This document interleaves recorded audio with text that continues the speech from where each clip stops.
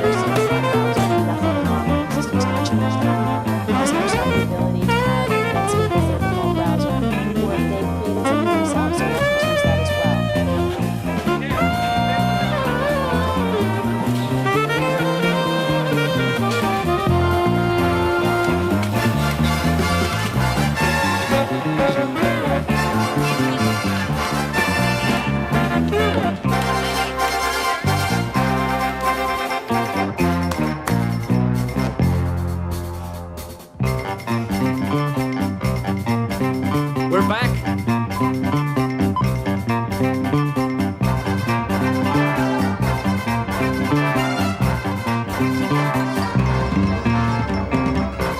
It could be the wrong one. It could be the wrong thing. We don't want that. We don't want that. That's the wrong thing.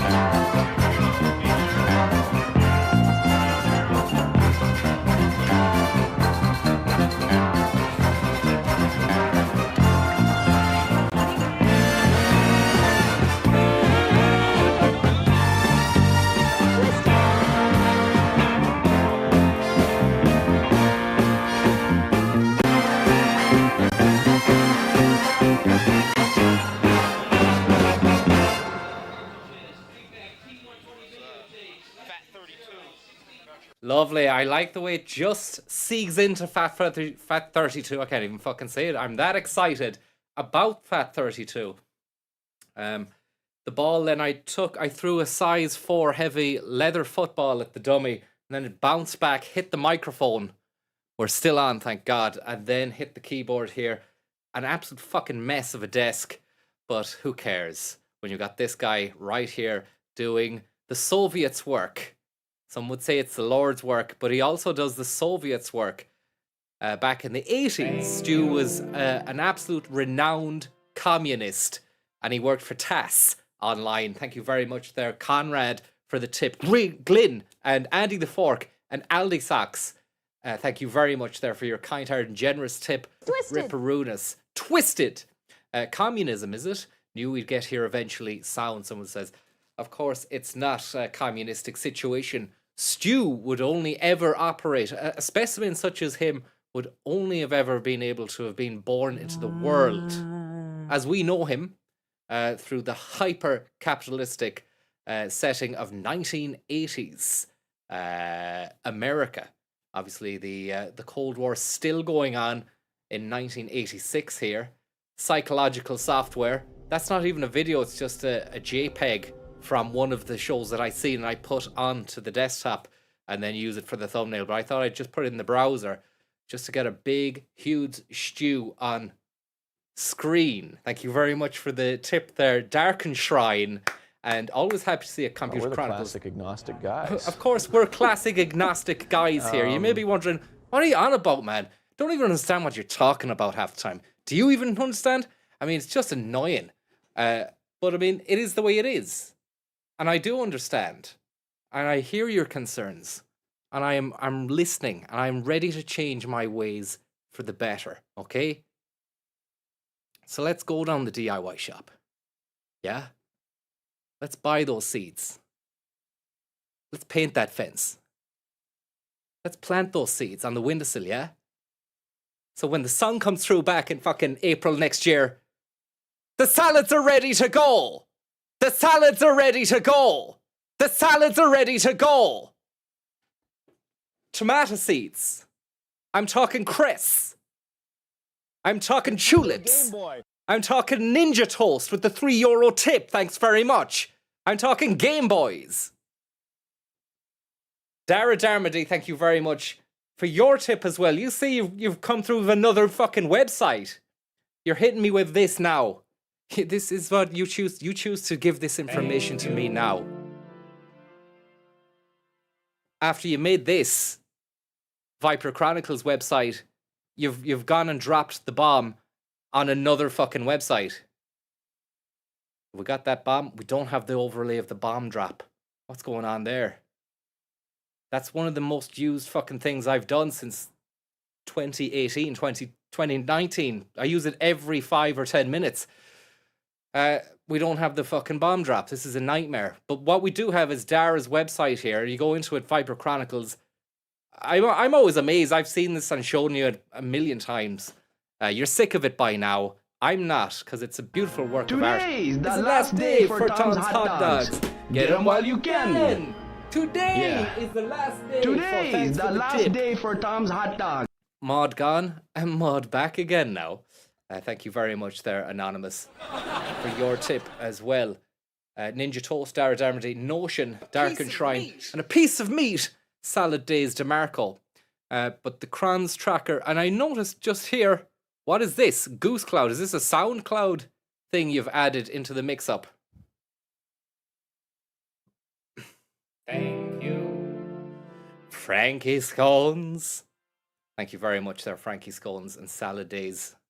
And Evan Kilban. No way. He's not gone and done it. He's only fucking gone and done it. Nintendo Game Boy. Evan Kilban, thank you very, very much.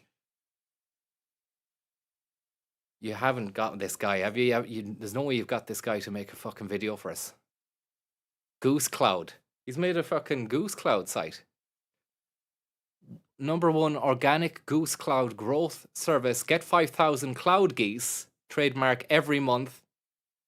Our set it and forget it methodology for organic goose growth ensures you consistently get the results you're looking for without the honking.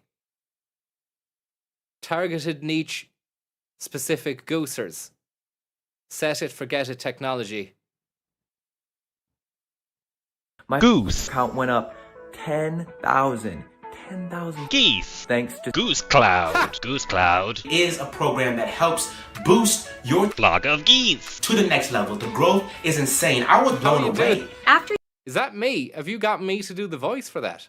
Or is that you? Or is that an AI? Wednesday night Tesco. Thank you very much for your tip there. I can't believe you've gone back and I forgot this video.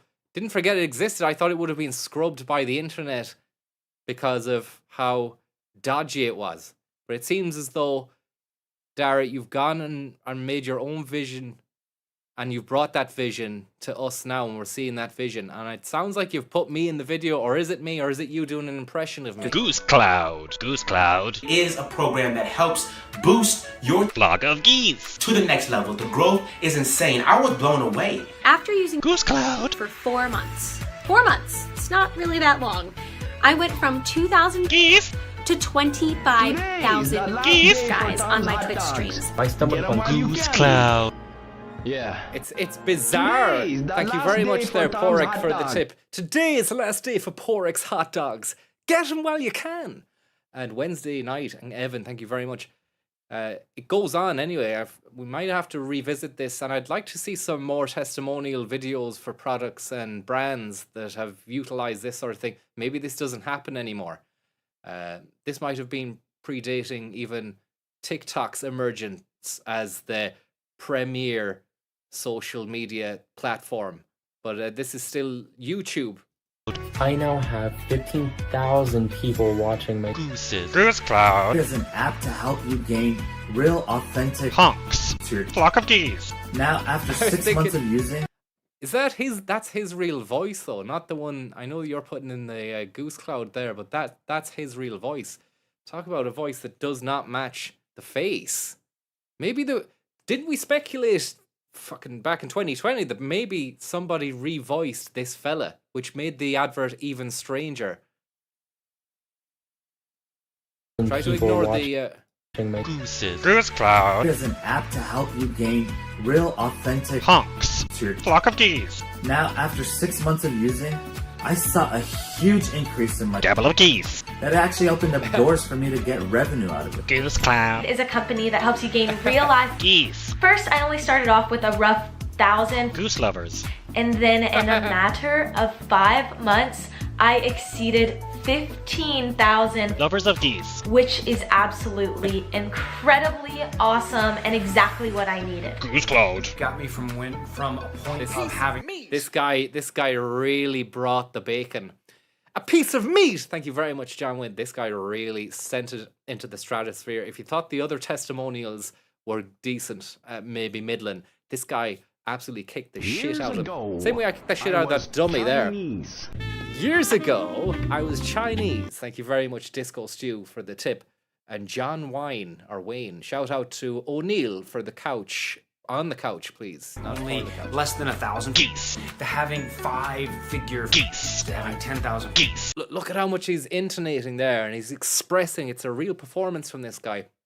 And remember, one phrase sticks out in my memory from this fucking lunatic, and that was that he was like, it was like a drug addict that was just talking about how good the hit was from building up your portfolio, your followers, and whatever fucking platform they were shilling. And he was like, man, once you get that base, well, everything starts to get real. But you just need to get that base. And that's why Spotiflex is going to really send you. And there was one for Instagram, there was one for Facebook, there was one for fucking Twitter. And it was all about building up your following with bots, click farms and whatnot. And this is the face of base. All that he wants is another base, and it's gone tomorrow. All that you want is another base of face. Oh, whoa.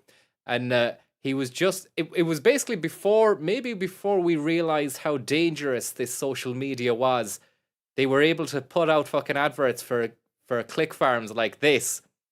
And it showed someone who was in the grip of social media, what would you say, psychosis. He really needed that base of followers to increase his reputation and then move forward as an absolute player in the internet sphere. less than 1,000 geese, to having 5-figure geese. Look, I had less than 1,000 followers, and then I went to 5,000 followers. Once you gotta get that base. Once you get that base, it really is a tonight at 9. Tonight at 9 on Goose Cloud. Face of base, the face of social media. It went a bit sinister as well.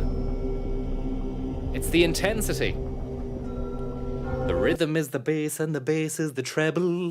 Less than 1,000 geese, to having 5-figure geese, to having 10,000 geese, and it's still growing. Thousands of. This guy was funny. He's like a bit of a what's the lad, the fella who died, the actor. He's a great actor. He died. He's the heroine and all that.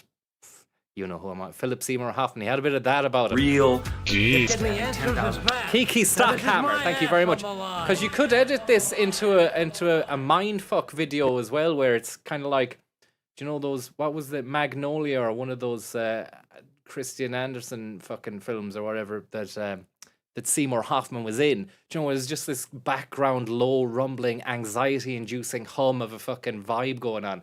You could put that to this and just get these people, and then this guy really finishes it off, you know? No offense to him if you're out there, you're watching. I mean, I'm aghast at how well you really brought the fucking feel into the scene, my friend. And you're more than welcome to watch the stream and tune in anytime. I can't even stop you. I could block you, but that doesn't even stop you. Geese. And it's still growing. Thousands of real Geese. actually Bonking. to my stuff, looking at my stuff, commenting, interacting with my stuff. These aren't some phony bots. It's going to be... That's all they are, is bots. And this is the face of bass look. It's like he's gone through Act 2. Okay, what's my emotion? What's my motivation here? It's like, fuck, man, you just got to get that fucking bass. It's like we've come back onto another layer, and he's got this little jar. It's like a fucking big jar of water with a tap in it, and a tin it's like a mason jar of water, a massive mason jar, the tap on it. Real people interacting with you while you play. It's going to be real viewers, and it's going to increase your Goose count. And so more and more people will see you Honking off. Check it out. It's called Goose cloud. You won't regret it. It's got a spigot. He didn't say when you get that bass, which I think the last day stay for Tom's hot dogs. Get 'em while you're fucked. Thank you very much, sir. Yeah, Today's pineapple. the Very, last very day kind for of you there. Tom's And hot Kiki dogs. Stockhammer, love it. 10 geese for your ever-growing cloud. Keep this baby humming. I think what happened there, and thanks Disco Shrew as well, is that we went looking, scratching my armpit there, bit of self-soothing. And there was a litany of testimonials for different social media types. There was one for Spotify called Spotiflex, you know, because you want to flex your Spotify followers on it. And there was one for YouTube, like TubeHound. I'm just making that one up. But you get stuff like Goose Cloud here as well. And he was in them. Your man was in them in other videos. And I might have missed it there. I might have missed him saying, once you get that bass. But I think maybe he did it in another fucking video. I was aghast at the time. And shocked. And very, very unnerved by the fact they had a load of these. So one company did all the work for all these different platforms, social media platforms. And I don't think they'd get away with it now. I mean, you get away with it, but I don't think they blatantly make the video like this. Maybe they would. It's probably not even this good anymore. It's probably just a shit fucking AI ad, and it's just like, you want more followers? Just look at this, and it's a picture of, like, I don't know, like a fucking bear with muscle, with a ripped body, ripped abs, and it says, like, in one corner, you're fucking 25 to 35, you should be working out this much, and then it'll show you a pig with a fucking massive bicep, and it says you're 35 to 45, you should be working out this much, and it says this is how much fucking chest press-ups you need to do if you're 55 to 65, and it's a picture of a goose with real fucking rock-hard abs and a massive chest. You know what I'm on about? Just real weird slop that makes you, it's just like you don't know what you've been looking at. Your brain is fucked, and it feels as though my mind is being chipped away at by the internet day after day, minute after minute, and there's no linearity to it anymore. There's no fucking narrative to it. But that said, we're going to have a lovely little situation here with Stubensis, the Cuban stew, the Cuban cigar himself, the Steuben cigar, and we'll get involved in it.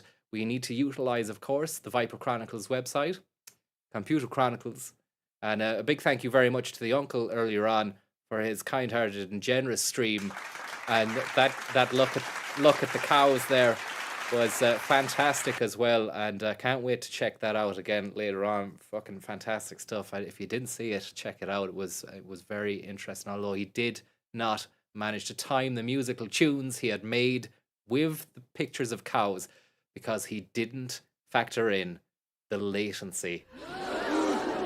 The latency involved in triggering that tune and then doing the zoomies. But, you know, you live and you learn. As for today, I'm not sure what we're going to dive into or what era. It's always nice to play a safe bet first and then go for like 94 to 2002. As I said in the past, I like to leave these later ones because they're the closest thing we have to Stu. Time has passed, but we can still see him in the distance. You know, he's like a dream now.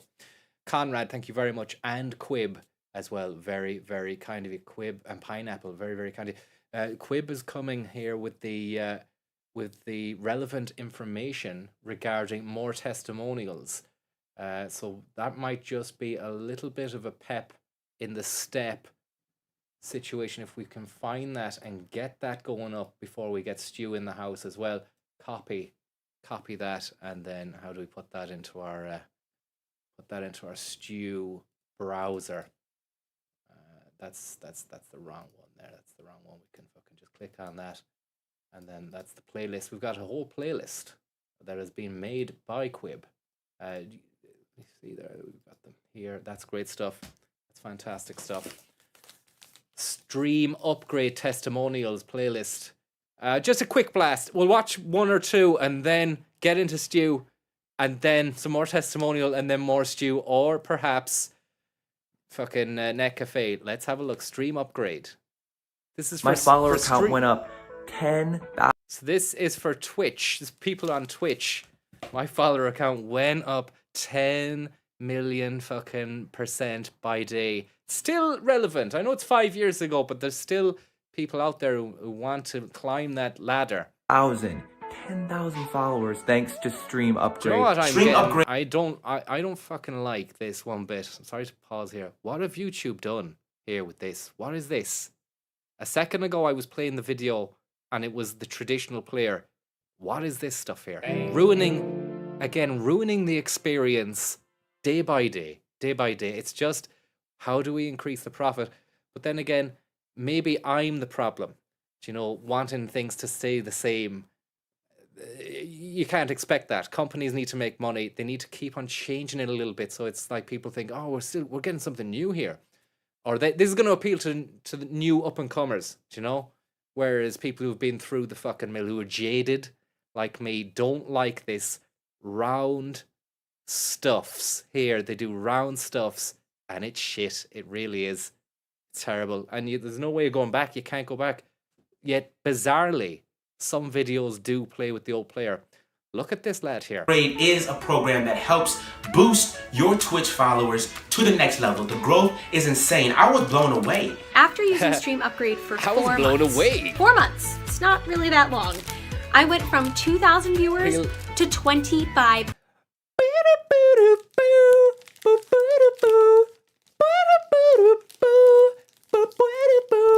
And it's so confusing because they keep going, and these aren't bots. These are real fucking people you're having a connection with. But how is it? You've literally spent money on the fucking thing. I'm well aware I'm retreading old ground here, but it bears, I think it does bear repeating. Jimmy Floyd, Hasselback, Potatoes, thank you very much, and Jim Jam. Are you wearing a jacket with a white t-shirt underneath, or a suit jacket with a black shirt and a white tee underneath is tied badly? It's a generic white t-shirt and a shitty, cheap old fleece, because the other stuff that I would wear that I think is better than this is in the wash. Made no effort. I've made no effort because I just wanted to get the streaming done. Do you know, I want to see Stu. I want to have fun with Stu. And for me to have to then put that on the back burner because presentationally it's not good. It's not going to work. That's not going to work. And we won't get any Stu then. It's been fucking weeks. Guys, on my Twitch streams. I stumbled upon stream. Brooklyn Luke, thank you very, very much. They're real people. Upgrade. I now have 15,000 people watching my streams. Stream Upgrade is an app to help you gain. How the fuck would you have 15,000 people? That's just literally to show someone, oh yeah, tune into my stream tonight, man. You're gonna fucking see how class I am. 15,000 heads. How deluded. How fucking deluded must you be? Viewers, guys, on my Twitch streams. I stumbled upon Stream Upgrade. I now have 15,000 people watching my streams. Stream Upgrade is an app to help I think we got to this guy is the ringleader, he's the ringmaster, because Remember, we saw him.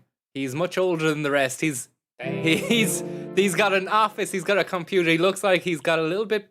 He's gone a bit further in life. He's got all these youngsters to do a testimonial, but he couldn't fucking resist sticking himself into the mix-up as well. And it's bizarre. He's even got charts of how he's gonna do this. Look, you in the middle, and then all this stuff coming into your world. Thank you very much, clone named Gibso, and Stupendous. Have a look at Stu Chaffee PCTV promo video on YouTube. Some rare collector's moments in it. Never ever fucking walk out the deal making room known as the office or the building, the meeting, the boardroom. Walk out the boardroom when someone's fucking putting that in front of you. There's you, okay? And there's everything else. Followers, money, claim, fame, acclaim, friends, family, jealousy. Fucking everyone wants you now. That's you in the middle, man. You're in the middle of the sun. You're a flower. And this is the guy who's behind it all. Allegedly. Gain real authentic subscribers to your Twitch channel. Now, after 6 months of using, I saw a huge increase in my subscribers that actually opened up doors for me to get revenue out of it. Stream Upgrade is a company that helps you gain real life followers. First, I only started off with a rough 1,000 followers, and then in a matter of 5 months, I exceeded 15,000 followers, which is absolutely incredibly awesome. Absolute lies, by the way. 15 is the magic number. Look, once you get that base, fuck. Once you, I can't fucking believe what I signed up for. I looked and I got 15,000. You got to do this. Once you get that base, you're gonna start to really see your viewership increase. You're gonna see people coming into your house on a night. They want to be you.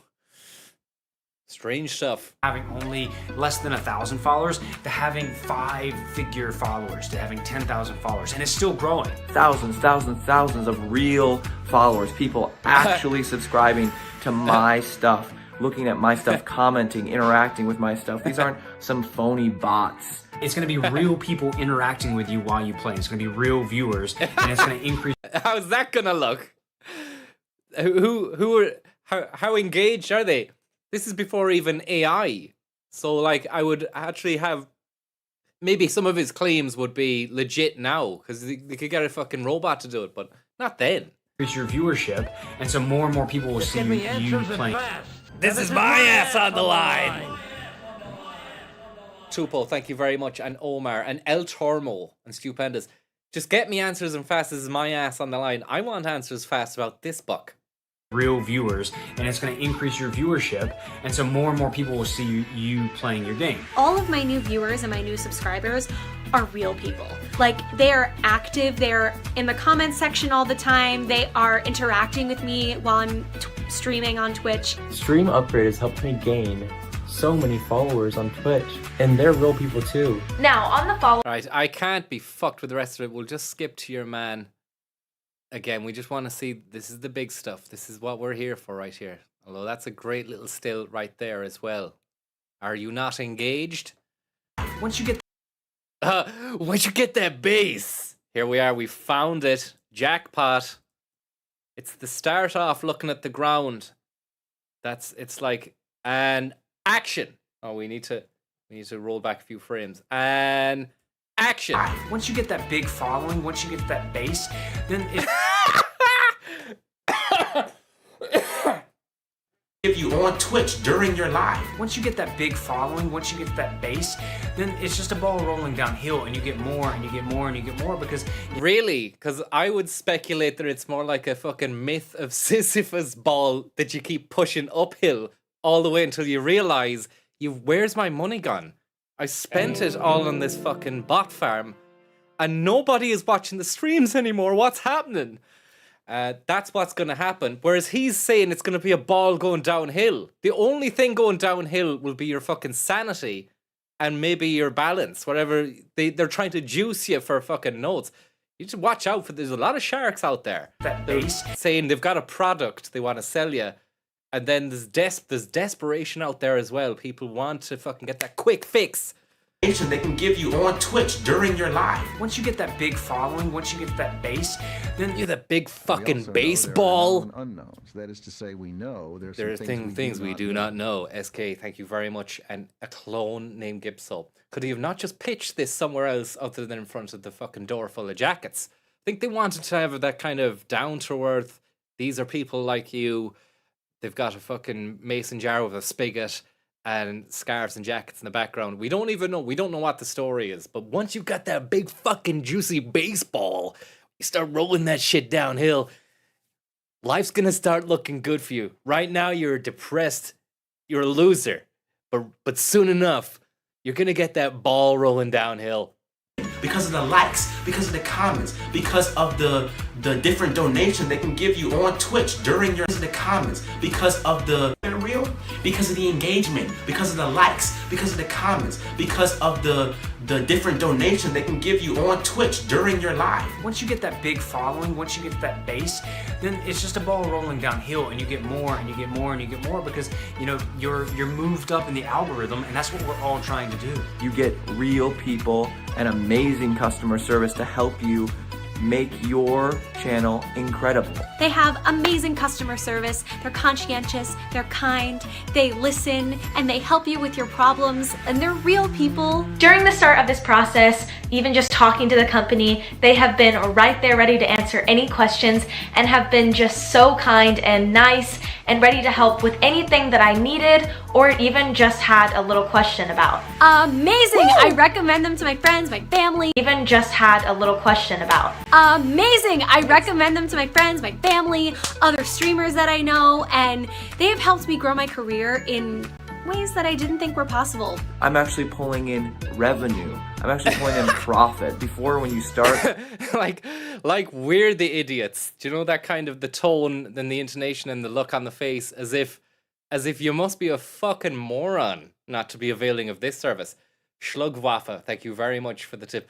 I'm actually fucking pulling in profit. I'm fucking turning a fucking profit on this. I'm actually pulling in revenue. I'm actually pulling in profit. Before, when you start with Twitch and everything, it can be so hard, everyone knows this, to actually start making real money. Because I have all these new viewers, I have all these new subscribers, so I'm pulling in so much more revenue than I ever thought, which is amazing. And also, because I have all these new viewers, all of these other bigger Twitch streamers have been asking to stream with me, which... Are they fuck? Thank you very much, Christian Irwin 23. Although it is that vacuous and superficial. Maybe it is. It do be like that. Is so cool in itself, but it's bringing me even more viewers, guys. It's a domino effect, and it all started with Stream Upgrade. Your lives, they're subscribing, and the more subscribers you get, the more money you get. Check it out. It's called Stream Upgrade. You won't regret it. Talk about having... He's gone. Why didn't he just have a wipe down first? Fucking dandruff there, man. And it makes no sense because you've no hair. Unless there's a dandruff beard situation going, just give yourself a rub on the shirt. And it doesn't look good for the future, lads. That's all I'm saying. It doesn't look good for the future. After using that, look at this tube camera. This is it. Just when I thought I was out, they pulled me back in. About to switch over to Stu there, but the fucking wonderment of the playlist means that we go straight into the next piece. Tube Karma. Tube Karma for literally just 3 months. 3 months. They helped me go from 1,500 subscribers to 15,000? 15,000 subscribers. Before using Tube Karma, I only started off with about 2,000 subscribers. However, with the company's help, Tube Karma. What's Mr. Baseball saying on this one? Piece of meat. A piece of meat. Sniffles. Oh, Carol. Thank you very much, sir. Sniffles. Oh, Carol. Thanks for the advice. The other night, you say, can confirm Stephen is feeling much better. I'm going to be honest with you now, Sniffles. No idea what that advice was. But it was a fucking nightmare of a situation, wasn't it? 6-hour fucking playthrough. Can't remember much from that night. But I'm glad we did it. 100 followers to having 10 within the first. So within joining. What happened there? What's that? He starts off like a fucking fox. The first frame is a very disturbing one. Whoa! That's nasty stuff.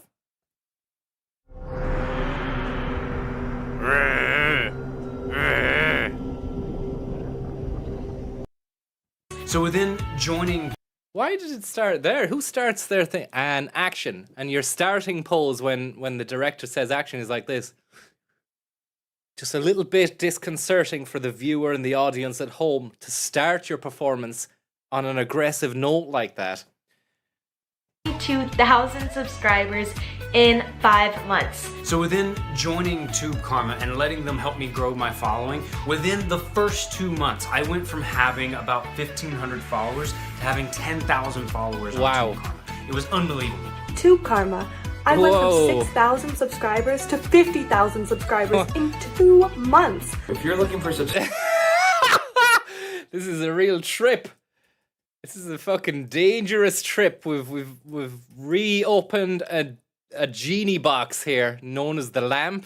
We've rubbed the lamp, and I'm not sure I'm liking what's coming out of this fucking lamp, and it's not really granting me the wishes. Another frame. You don't want to start off like that. You're trying to get someone to fucking sell to buy your product. Not like that. That's Shifty McGrift. Bats Scooby-Doo, man. Thank you very much. If you're looking for subscribers, Tube Karma is the way to go. I started with them with maybe 1,000 subscribers and, you know, however many views I could ever muster myself. And in just 2 months, I'm at over 10,000 subscribers. After using Tube Karma for just 2 months, my subscriber count on YouTube grew from 1,000 subscribers to over 10,000 subscribers. When I started out, I had 140. It's 5 minutes of this. Can you fucking believe it? Yeah, I remember all these now. They're coming back to haunt me like repressed, abusive ghosts of the past. Bad stuff in my past. We don't need this anymore. All I'm happy with is baseball. Base boy, wherever he is. Fucking base boy.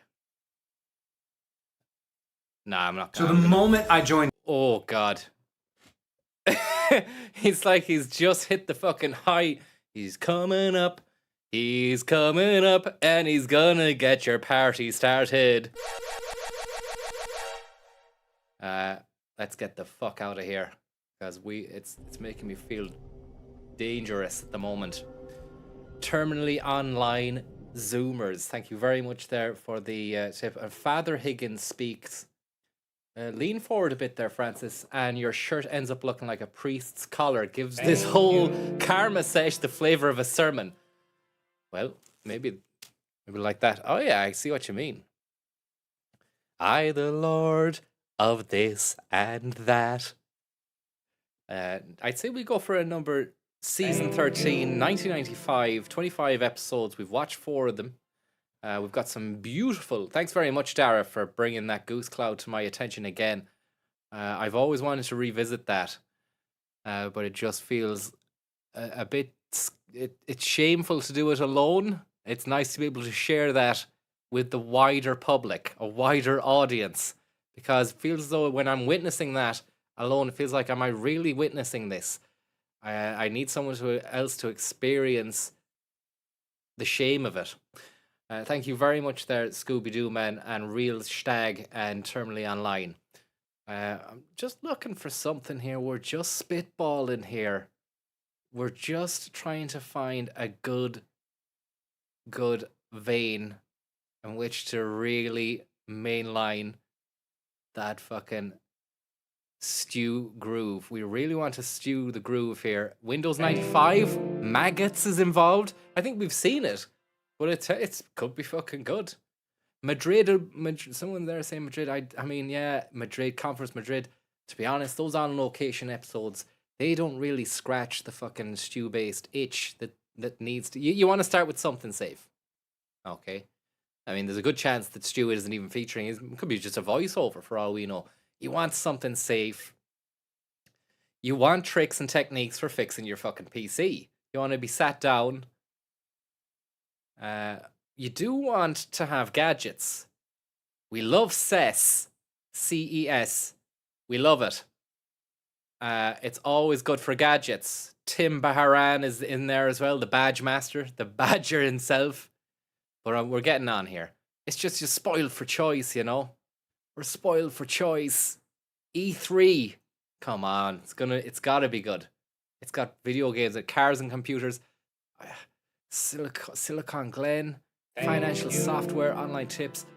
It's either CES or E3 special, but a good classic, Stu, in troubleshooting. It's gonna be slow. I think it's gonna be a slow pace, but it'll just get back. It'll get us back into the groove, and then finish on a strong Comdex or a real strong E3 or a real strong consumer electronics show. You know. CES on the beach. Thank you very much there, Stupendous and Robbie. Very, very kind. It's Stuart Chaffee PCTV promo video, you say. I'll do as you say. We'll open that up again. PCTV promo. Stu, sorry for putting this fella on the screen again, even though, look, he's a good guy. You're more than welcome to join. I'd love to interview you to see what the story was, what the backstory was there. Hanleyman, thank you very much there. PCTV promo. Chaffee. Is it chef? I can't believe I don't know how to spell it after all this time. Have we seen this? No? 610.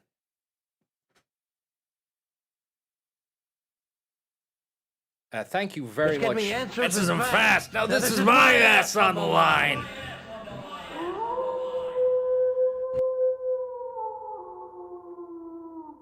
Thank you very much there, Rostons.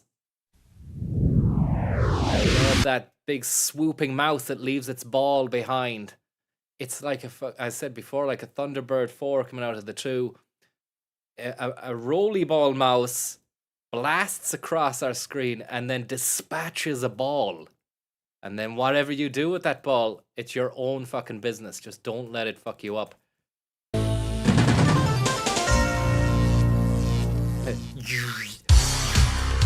Oh my god! Have you heard this? Vice City. Sounds like fucking Vice City. Grand Theft Auto.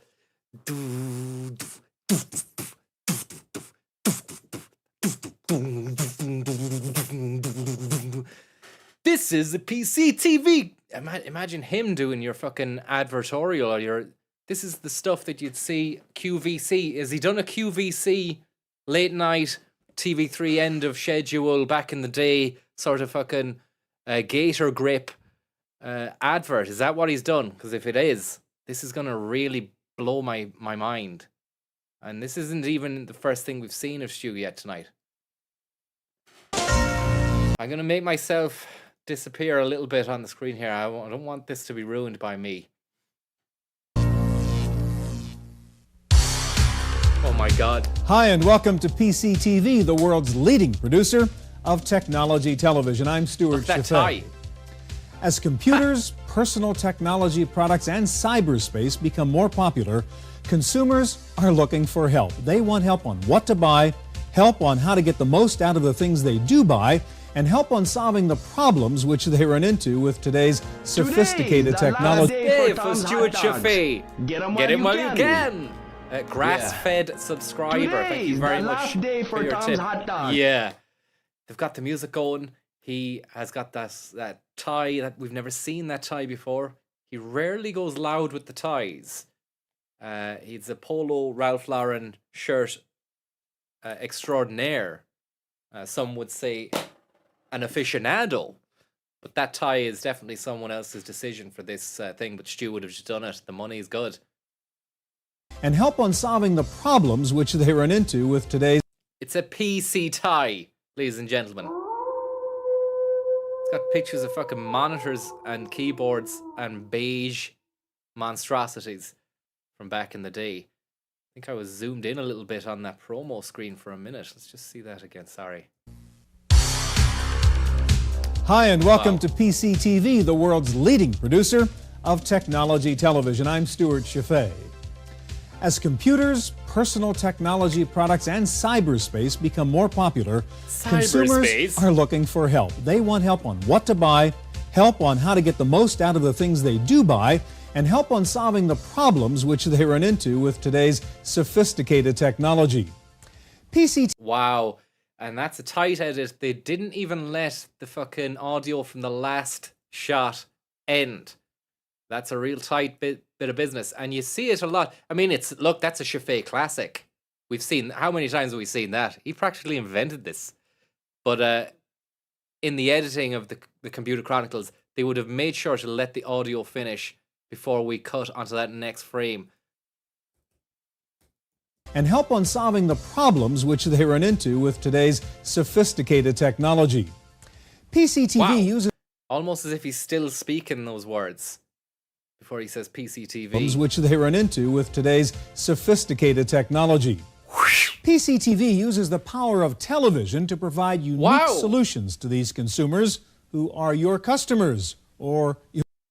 That was a great little transition there. The Vision Mixer did a fade onto the fucking CRT monitor that they have. And it was seamless. It seemed seamless to me. Was that a fade? Yeah, you can see it there. Look, there's a bit of inconsistency there. Because I was thinking, what's going on with this? You can see he's got 4 eyes there. Imagine Stu had 2 eyes on each side of his schnoz. Thank you very much, Papa Stu. And watch your ass. Thank you very much. Just found out my GF is pregnant. Very congratulations to you. And yeah, big honorary. I am the honorary godfather.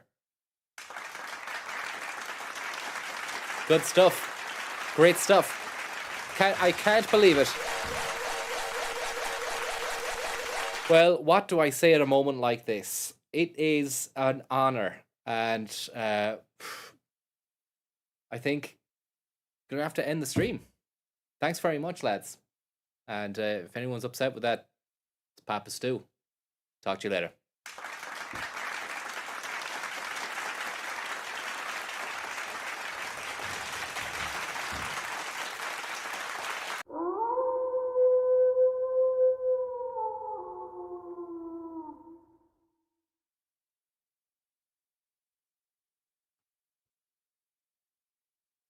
In Spotiflix, my following grew. I went from having a base following of about 500-600 people following my music, following my page, to having over 10,000 people following my brand.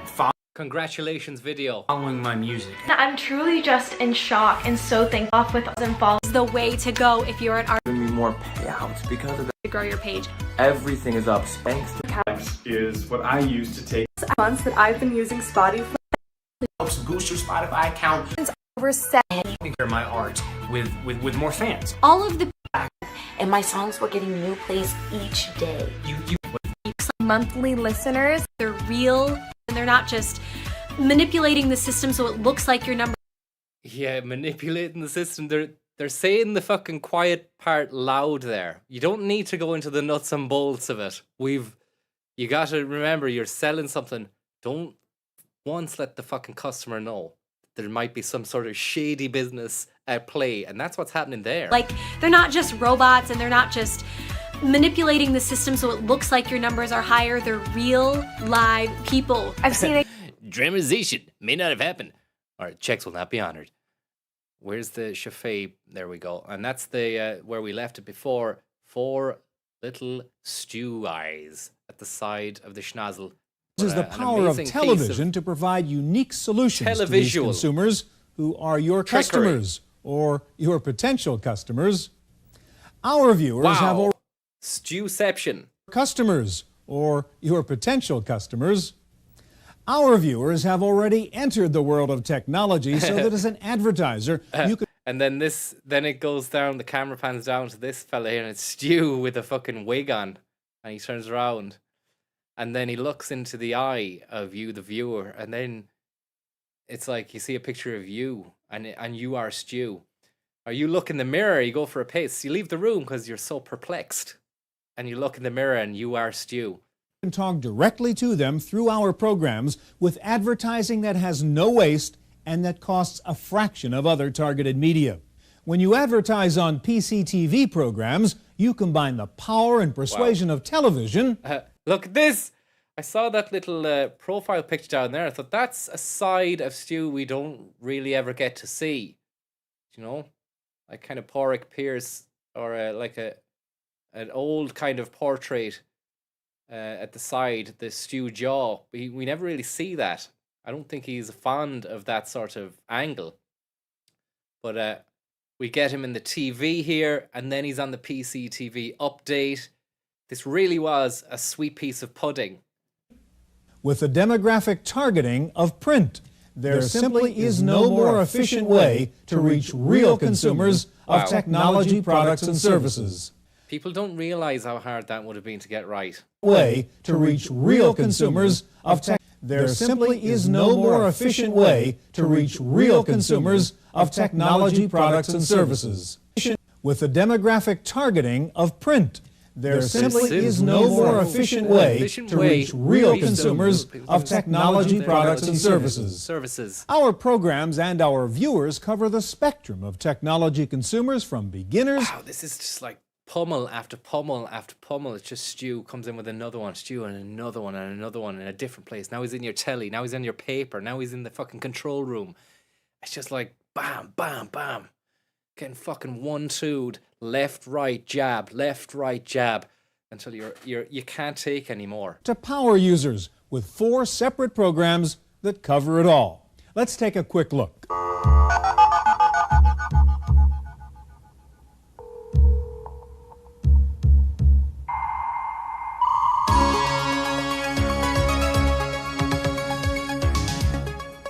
Computer Chronicles, now in its 13th consecutive broadcast season on television, airs weekly on over 300 stations in the United States. And we were going to watch the 13th, an episode from the 13th season there as well. We've seen this. This is the episode entitled Net Cafes, which was a prelude or a kind of precursor to his spin-off series, Net Cafe. And I remember looking at this little flick, the trademark Stu Chaffee flick. And in over 100 countries around the world. Look, here we are in this nice cafe, drink in hand, friendly people, and we're surfing the net. When IBM went through its recent reorganization, it decided to bring manufacturing and design closer together. It set up its world headquarters for display design here in Scotland. How hard or easy is it to upgrade? How hard? It's a double H. We know the intonation on the H is it's one for the fucking record bucks. Nintendo Game Boy. This is a randomizer. I'm looking for a handheld gaming device. Computer games. We'll get there eventually. You're not a killer. No, I'm not. Next one, maybe? You're not a killer. No, I'm not. Next one, maybe? Is this a bad thing for kids to be playing this, or is there a good side to it? Next one, maybe? One of the coolest new computer games. Next one? Game Boy. We're waiting for handheld gaming devices. Computer games. You're not a killer. No, I'm not. Computer games. You know, the one time... Game Boy. Computer games. Come on. Nintendo's Game Boy. Come on, one more. Game Boy. This is like gambling and you're losing all your money. It's the next one. It's got to be the next one. One of the coolest new computer games. The next one. Roam about a virtual environment with your avatar. One more. Is this a bad thing for kids to be playing this, or is there a good side to it? Come on, man. Is this a bad thing for kids to be playing this, or is there a good side to it? Okay, I've forgotten even what the point of that was. For display design here in Scotland. How hard or easy is it to upgrade? How hard? One more. Game Boy. One more. You're not a killer. No, I'm not. Come on, just say it. Nintendo's Game Boy. Fuck. Upgrade to a faster form. And what about this? We see this kind of fella a lot over the years. I've never really stopped to take it all in and think, who even is it? And what does he do? He's got an egg for a head. 46 or to a Pentium for that matter. Well, it depends. Wow, remember this? This was when we saw that Schindler had, you know, maybe something had happened because he wasn't the Schindler that we knew. But I think he pulled it back a few years after. No, he didn't. He was gone. This was the decline. This is when it was really John Virgo off the rails territory.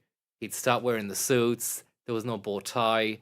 I think he'd gone full time with Windows magazine, and things had just changed. You know, I think it just was like the 90s had arrived and suits were fucking rubbish, man. You know, get rid of you. What are you wearing a fucking suit for and a bow tie? And maybe he was just feeling just not cool enough for that sort of behavior anymore. On your machine and how it's engineered. Now, in this particular case, we have a very easy to remove power supply, and underneath we have the processor chip. Processor chip is always easy to find because it's the. You can even hear in his voice; he's got a different voice. Depends on your machine and how it's engineered. He's lost his bass. He needs to get that bass back. Stewiflex. Engineered. Now, in this particular case, we have a very easy to remove power supply, and underneath we have the processor chip. Processor chip is always easy to find because it's the biggest chip. Our cable shows air 7 nights a week in prime time on the Jones. It scares me, and all that things, you know, people can change and lose that pizzazz, that glint, that magic that he once had. Remember the faces he'd make at the beginning. We're on about your man, fucking Patrick Bateman, on the Spotiflex adverts, but Schindler made some fucking insane faces at the beginning and the end of all his links and pieces. Always really like and doing weird stuff, you know. But he had the energy, he had the spirit, the life force. And it's just, you know, hopefully everything's all right. Remove power Remember, we checked his website out. He's still fucking making tunes. Supply, and underneath we have the processor chip. Processor chip is always easy to find because it's the biggest chip. Our cable shows air 7 nights a week in prime time JCN. on the Jones Computer Network and on the MEU Cable Network, and are now available in 68 million homes in Europe through the NBC. Why would you get ahead? MEU Cable Network. Instead of ahead. And are now available in 68 million homes in Europe through the NBC Super Channel. Doom. She's playing Doom, look.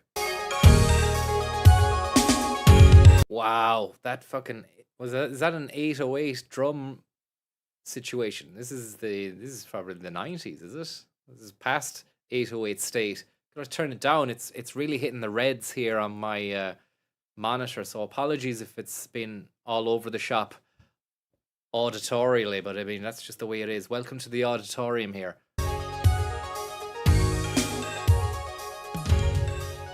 At Home gets new.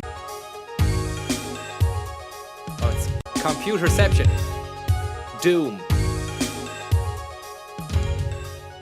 At Home gets. At Home gets. At Home gets new users started and keeps them up to date on multimedia.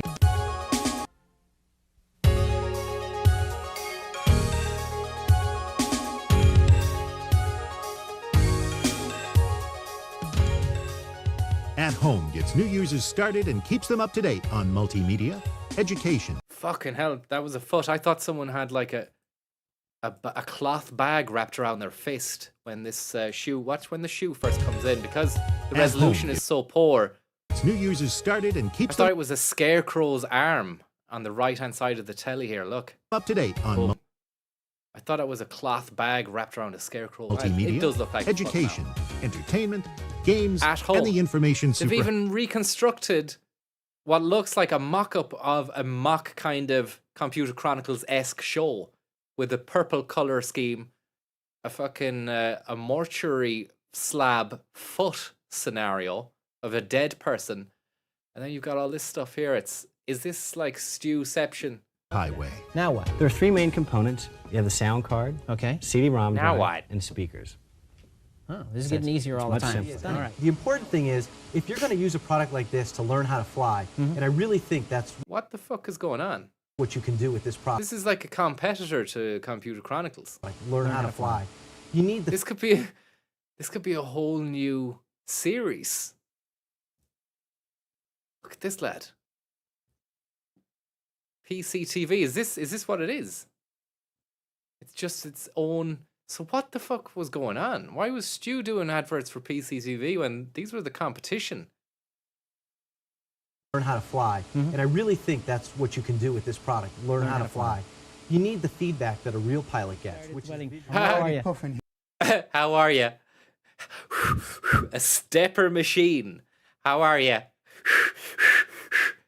We need to. This is what Computer Chronicles lacked. This sort of stuff, like aerobic fitness people and technology, the convergence of, and then how does that represent and manifest itself in a televisual situation?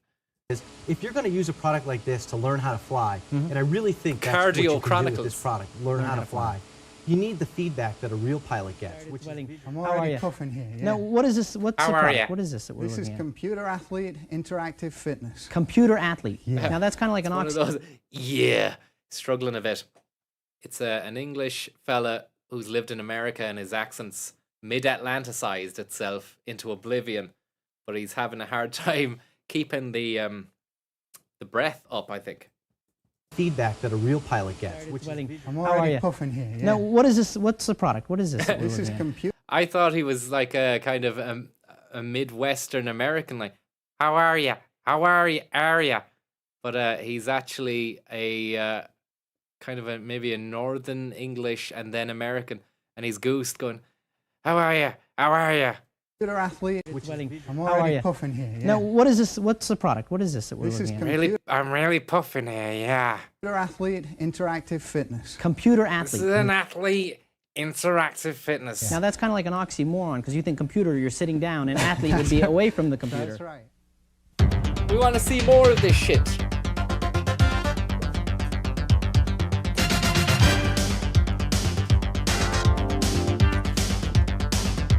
What the fuck? The users group is aimed at experienced computer users who need to stay current on the new emerging technologies. Why don't you tell us about the InPower, the sort of centerpiece of the whole machine? Okay, we have designed a card that has 4 604 processors running at 132 megahertz. Wow.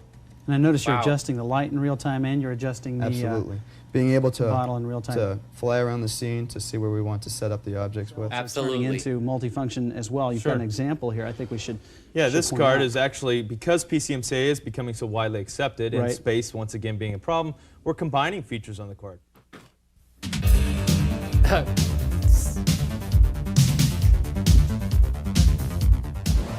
Business Computing is our show for technology professionals, providing an in-depth look at mainstream business applications. We've got a lot of great stuff to show you today. What we're going to do is.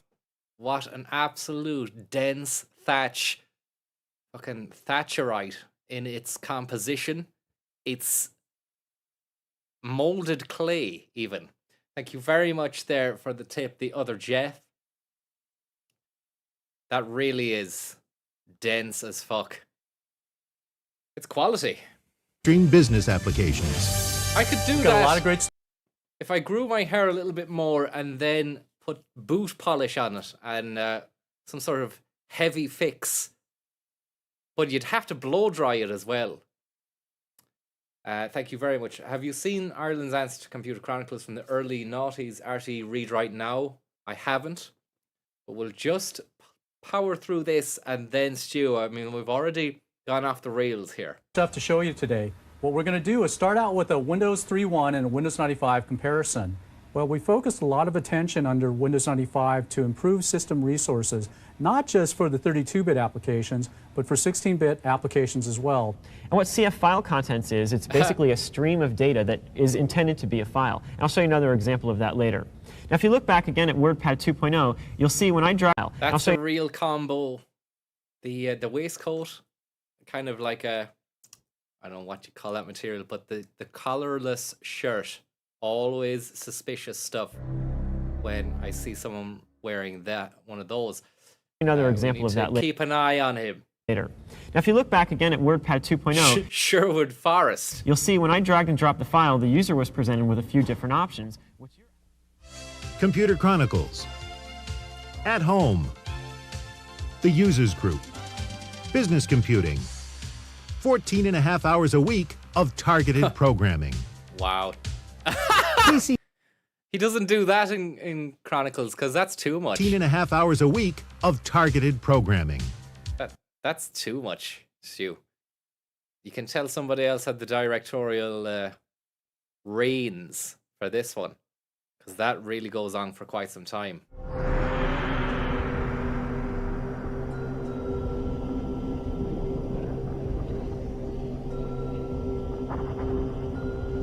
Like a cow. Somebody says like a cow.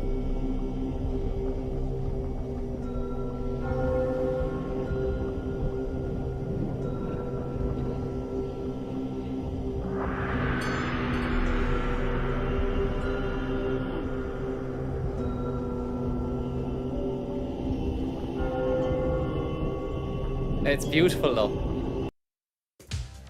PCTV is not only the world's largest producer of technology programs, it is also the world's best. In 1995, PCTV programs swept the Computer Press Association Awards.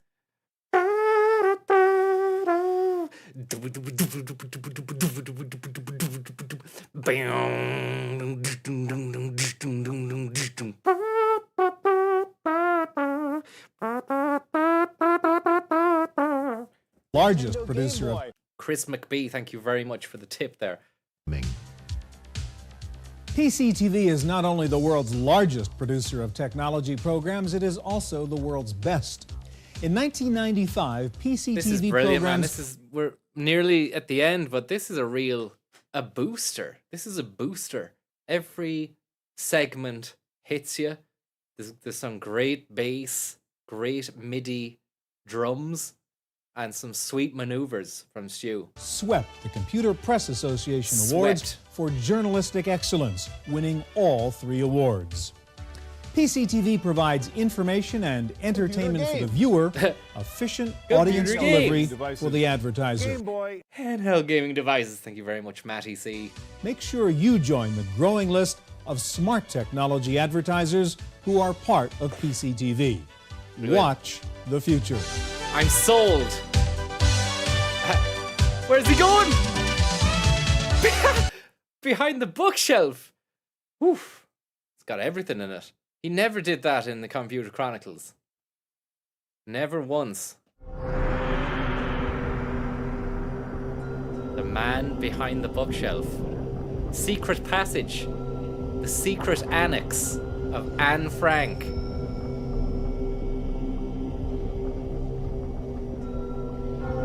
You know there's nothing behind that, it's just the set, like.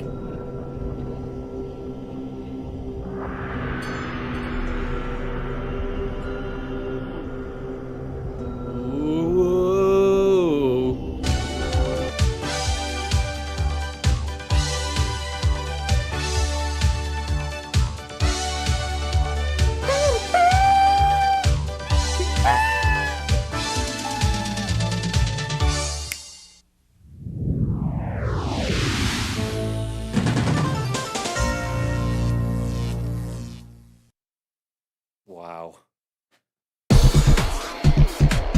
Get rid of that. Get rid of that. VCF East 11, Stuart Chaffee, 9 years ago. The original TV techie. That's one for the real hardcore ultras. What we'll do is we'll keep it lit with our original plan, which was to see season 13, episode 12. But a big thank you to Stupendous for that recommendation. I cannot believe that I've never even had that grace the timeline, the algorithmically selected suggestion box before. Or I've seen it and maybe I thought that doesn't look right. That looks a bit ropey. Maybe not. But why did I not even click it? I don't know. Anyway, this is the 1995 edition, season 13, episode 12. It could be a little bit slow. It's anything after that salvo of absolute sensory pulmonary pummels is going to be slow compared to that. But within it, you know there's going to be diamonds in there. Diamonds are forever. Shine bright like a diamond. And we need to turn that volume up. It's too low.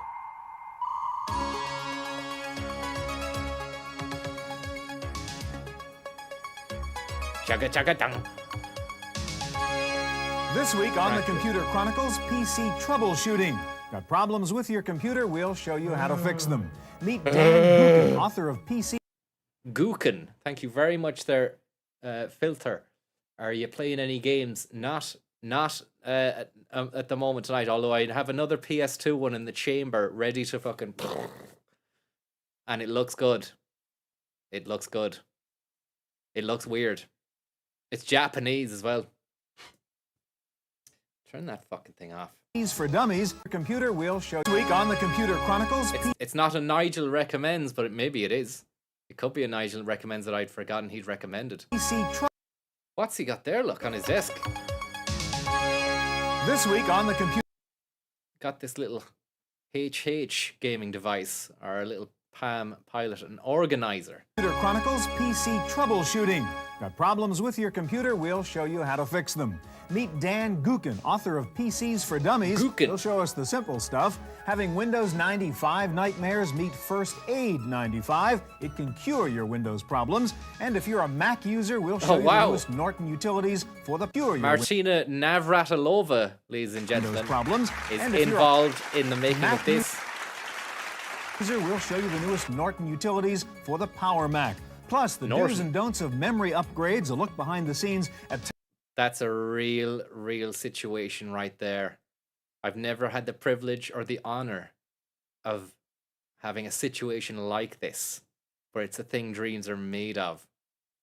From the headset, the microphone, the white shirt tucked into the blue denims, sockless in Seattle with soft leathery slip-on shoes as well, and a coffee mug in the background, post-its to beat the band. Dual monitors, two different setups. Telephone tech support. We'll meet a computer doctor who makes... Brilliant stuff. You've got a man standing at your door. You've got Daniel O'Donnell standing at your fucking door like this as you're opening it, looking down to the ground, look. Wow. The original DOD. We'll meet a computer doctor who makes house calls. I'm here is everything okay? I'm the doctor. I'm here for your computer. He makes house calls. Behind the scenes at telephone tech support, we'll meet a computer doctor who makes house calls. All this plus where to find help online. This week's computer news, my pick of the week, coming up next on the Computer Chronicles. Yes. Feels good, right? Can you feel it? The Computer Chronicles Acer. is made possible in part. Look at the studio is packed.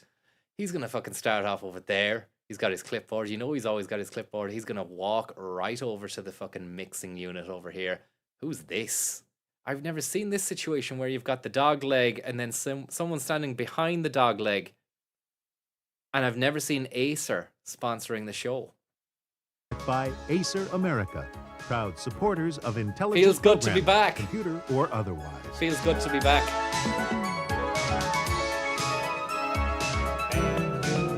Additional funding from the We're not even going to get that. Association. That was just a tease. Thank you very much, Horses on the Starlight. Providers of educational materials to help manage software. Don't copy that floppy.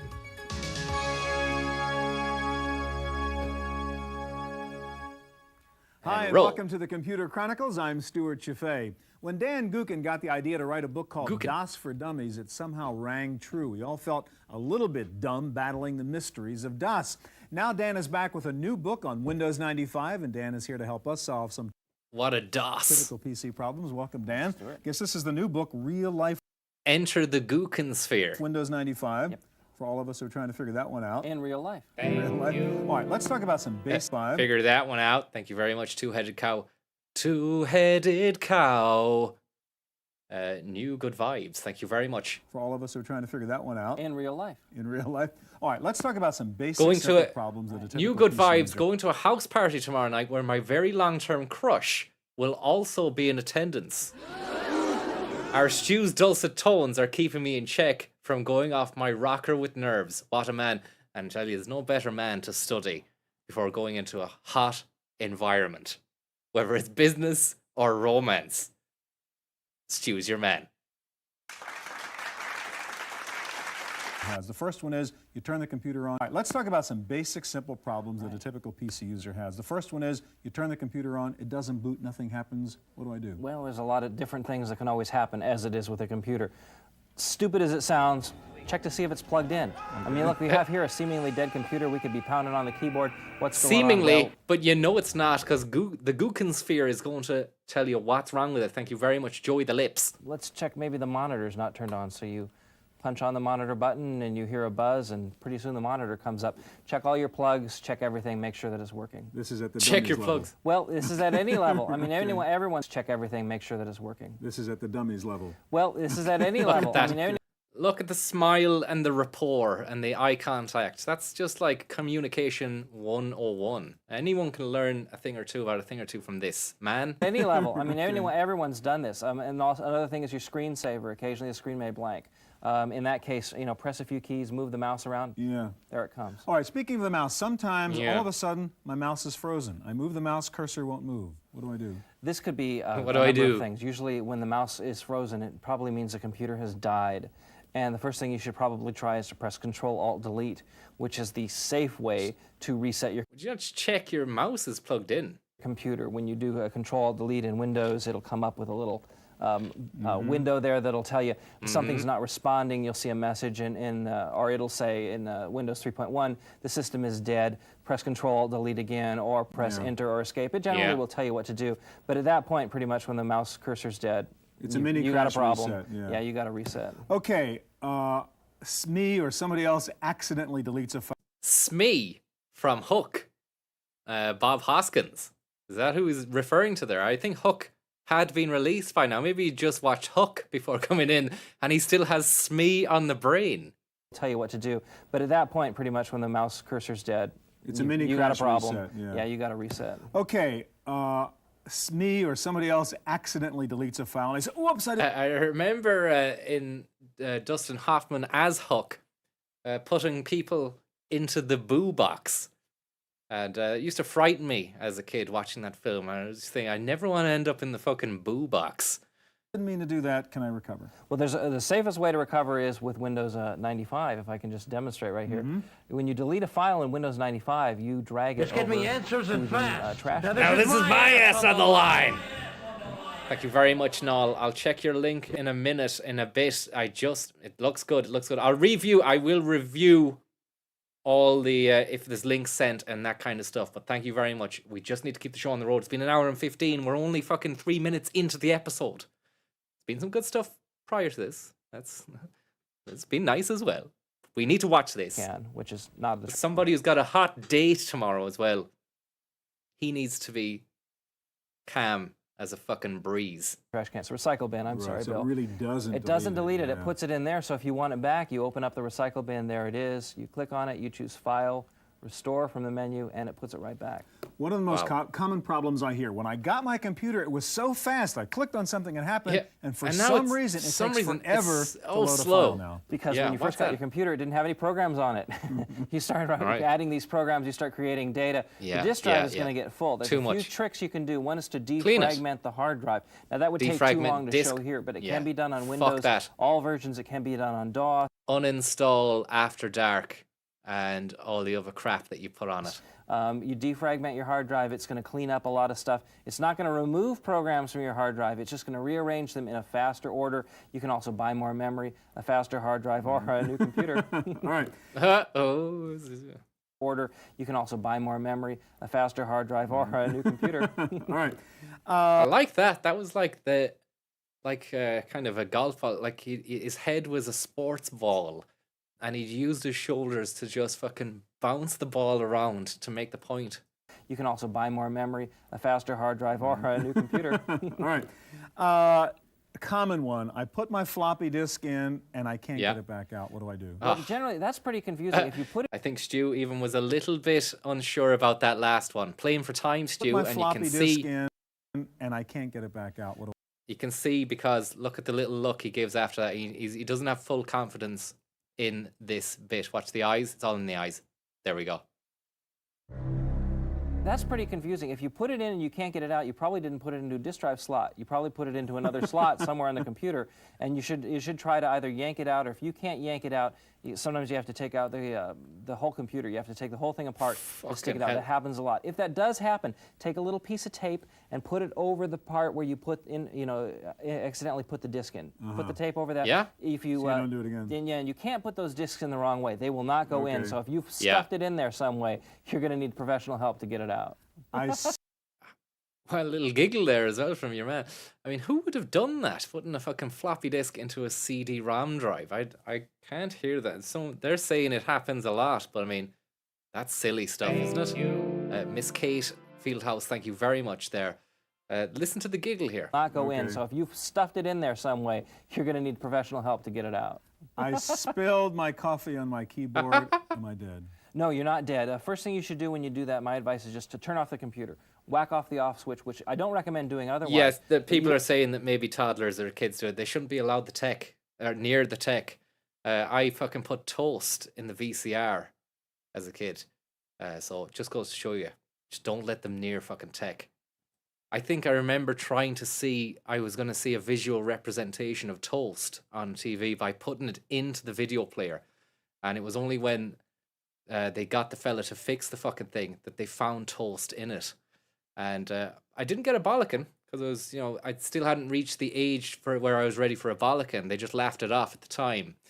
And, but I mean, this is expensive shit. You can't afford to fuck around. How would a kid even get up to that level on the desk as well? The VCR is down near the floor. That's understandable. My advice is just to turn off the computer. Whack off the off switch, which I don't recommend doing otherwise. But you don't want to unplug the keyboard when the computer's still on. So you turn off the computer, unplug the keyboard, let the keyboard sit a while. Now there's some people who say you can give your keyboard a bath. Literally, you can take it into a tub of hot or lukewarm water with soap and let it sit in there, then drain it. And end it all. There's also professional cleaning stuff you can get for the keyboard. You can take it to. Just going to take the computer into the bath. I'll be a bit longer there in the bathroom.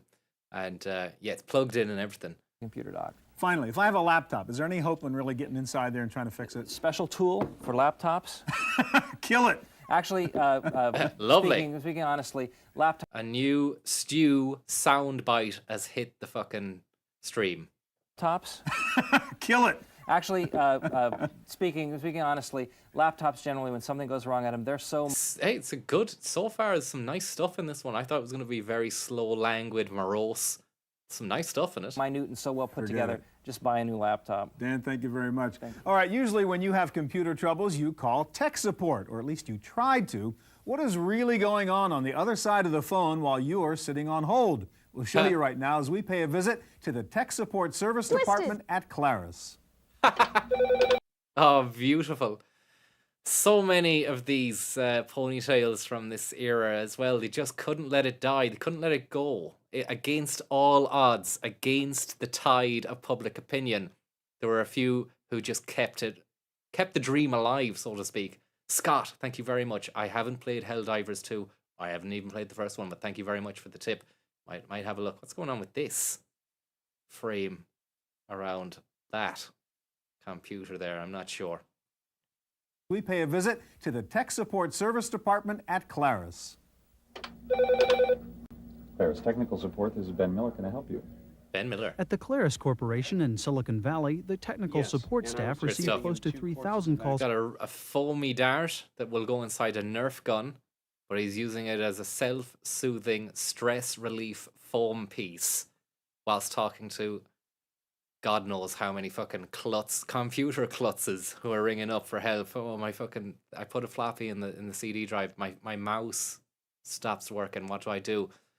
He must be absolutely Claris racked, Corporation in Silicon Valley, the technical support staff receive close to 3,000 calls for help every day by telephone, email, and fax. Welcome to the Claris Support Fax Answer Line. If you know the number of the document you want, please enter that number now. Some of the callers face compatibility problems either in hardware or software, but most calls come from people who aren't sure. He's finished with the day. He's like, can this day finish now, please? I'm fucking sick of this. How to use some part of the program, and Claris has refined its help services to reflect that. The technology for self-help, going into a help system in the product or going onto like online a wolf service, is a hairy wolf. And using the same tools we do within our own support organization, like the databases we use are the same ones on the online services that we would use when we're answering the phone. And you can access that 24 hours a day, anytime you want to. So you've kind of got an expert at your fingertips. Subscribers and he's hungry like the wolf. anytime you want to. So you've kind of got an expert at your fingertips. Subscribers to the company's extended support services receive a membership card. The Claris card. He's on the helpline, he's taking your calls, and he's hungry like the wolf. Tips. Subscribers to the company's extended support services receive a membership card, a CD-ROM with the same database as used by the support staff, and a quarterly newsletter. All right. So if the last closure you made was a hard close. When someone's doing that with their four fingers and their thumb, that's a real fucking tough ball that he's been dealt. But he's handling it with nice, you know, familiarity, and he's being helpful and stuff. He's not fucking taking a tone of aggression. Thank you. Andy the Wolf, thank you very much. And a quarterly newsletter. All right. So if the last closure you made was a hard close, the next time it closes automatically, it's going to be a hard close. While 60% of Claris customers use the telephone helpline, many rely on the company's message board, email, and faxback system. Claris programs contain a resource directory to point users to the kinds of assistance available. But the company is quick to point out that it doesn't expect users to tear their hair out looking for answers. It may sound paradoxical, but we have some people call who said, I have been working on this for 3 days and I can't figure this out. Well, why did you do that? Why don't you just call us and we'll say, well, oh, it's in the box, here you go. And we don't frustrate yourself. Look there. If you see it, use it. If you don't, call us, and we'll either point you to it or help you with it or help you figure out how to do it. For the Computer Chronicles, I'm Giles Bateman. Wow, what an interesting, fascinating look into the world of computer helplines. Something wrong with this fucking slider, volume slider. Only goes up to there. Is this fucking the new YouTube player though? Looks like the old one. I won't quibble. I won't quibble. If you don't have the patience to deal with tech support, there is another option. Lots of computer problems can be solved with diagnostic utilities. We're going to start out by looking at a program called First Aid 95 from Cybermedia. All right, Sri, let me ask you about this program. This is not something you actually put in after you have a problem, but it's software you put in before you have a problem. That's got an outside exterior flap on the box, which I would guess has a Velcro connection point there. Just spitballing here. Something you actually put in after you have a problem, but it's software you put in before you have a problem, right? That's correct. It's sort of like a doctor on call sitting in the background of your computer. It's Cybermedia so if you have an error message, for instance. All right, so right now we're running Excel. We have. And, okay, I've already preloaded First Aid 95. It's sitting out there looking for problems. And I get this error message. So how do I solve this? If I didn't have this running, I'd have to go look it up or call tech support, right? That's right. All right, what do I do with First Aid 95? What you do is you bring up First Aid, and it diagnoses the problem. It then says exactly what's wrong and offers to fix the problem. All right, so let's see. So there's the diagnosis. It says, here is the problem description. Right. It says that it's not able to locate some files that are required by the spell checker. Okay, and then it says, here is the solution for those problems. All right, so at the bottom I see I've got choices. I can say, I don't really care about this problem. It's not critical. Just ignore it when you see it. What does Generate Report do for me? It prints out a report that you can save for later use, or you can send this to someone else. So if somebody else has the same problem, I can say, here's what you do because this is what First Aid told me to do. That's right. All right, and then what's the difference in autofix and manual fix? The autofix just goes off, tries to find the files on your hard disk and fixes the problem. It's as easy as that. So you don't have to know what's going on. Just say fix it for me. That's right. But if you want to get inside? If you want to get inside and control the process, the manual fix will let you do it step by step. All right, so show me what happens if we just click on autofix. It searches for the missing file. Don't need to fuck around and with updates anything, the just configuration. autofix. And once it's fixed it, it turns the it updates it, and that's it. It's pretty much fixed. So I don't really have to know a lot except click on autofix most of the time. All right, this is a little bit different from some utility. Section done, move on. These programs, which really do just diagnose, they don't really fix. Yes. But you're saying this diagnoses and fixes the thing. Yes, it differs from a lot of other products that you might have heard of also, like Norton Utilities and other fix-it products, in the sense that it focuses on software problems, it doesn't fix hardware or disk-related problems. And we are finding that software problems are the most common cause of problems on people's computers today. Yeah, certainly if you're using Windows. That's right. Okay, now another thing that's interesting about this is sometimes it will anticipate a crash before it occurs and kind of avoid you from ever seeing the crash message in a way, right? Yes. Show me how that works. Well, suppose I have disabled first aid at this moment, so this is what you would normally see when you had a crash. All right, right. And you're I have a very bad choice usually, close or ignore, neither of which does much for me. That's right. You're going to lose your work at this point. But with first aid being active, before the crash happens, it actually intercepts it and prevents the crash and lets you return back to the application. So I would get your first aid message saying it's about to crash, do this, and then we'll solve the problem? Yes, it actually intercepts it and says, click on AutoFix. I'm going to take you back to the point in your application before the crash so you can save your work. Sounds pretty valuable. Okay, so this will work with Windows 95 or with Windows 3.1? Yes, it works with both Windows 95 or Windows 3.1. And how much does it cost me to buy this? It costs about $50 in the store. Okay, $50 or less, something like wow. that. All right, First Aid 95, thanks very much. Thank God. Get Okay, out of well, there. it is sad to say, but true, Macintosh users have computer problems too. And if you have a new Mac, you probably should become acquainted with the new Norton utility. Stu is a Windows kind of guy, we know this. I wonder, is he going to say that to Martina Navratilova right here, right now? I'm a Windows kind of guy. I have to deal with virus problems, but you're a Mac man. You're Mac Miller. What kind of problems do you have there as well? Utilities for the Power Mac. That's this guy right over here. And Joel, you're going to tell us a little bit about this.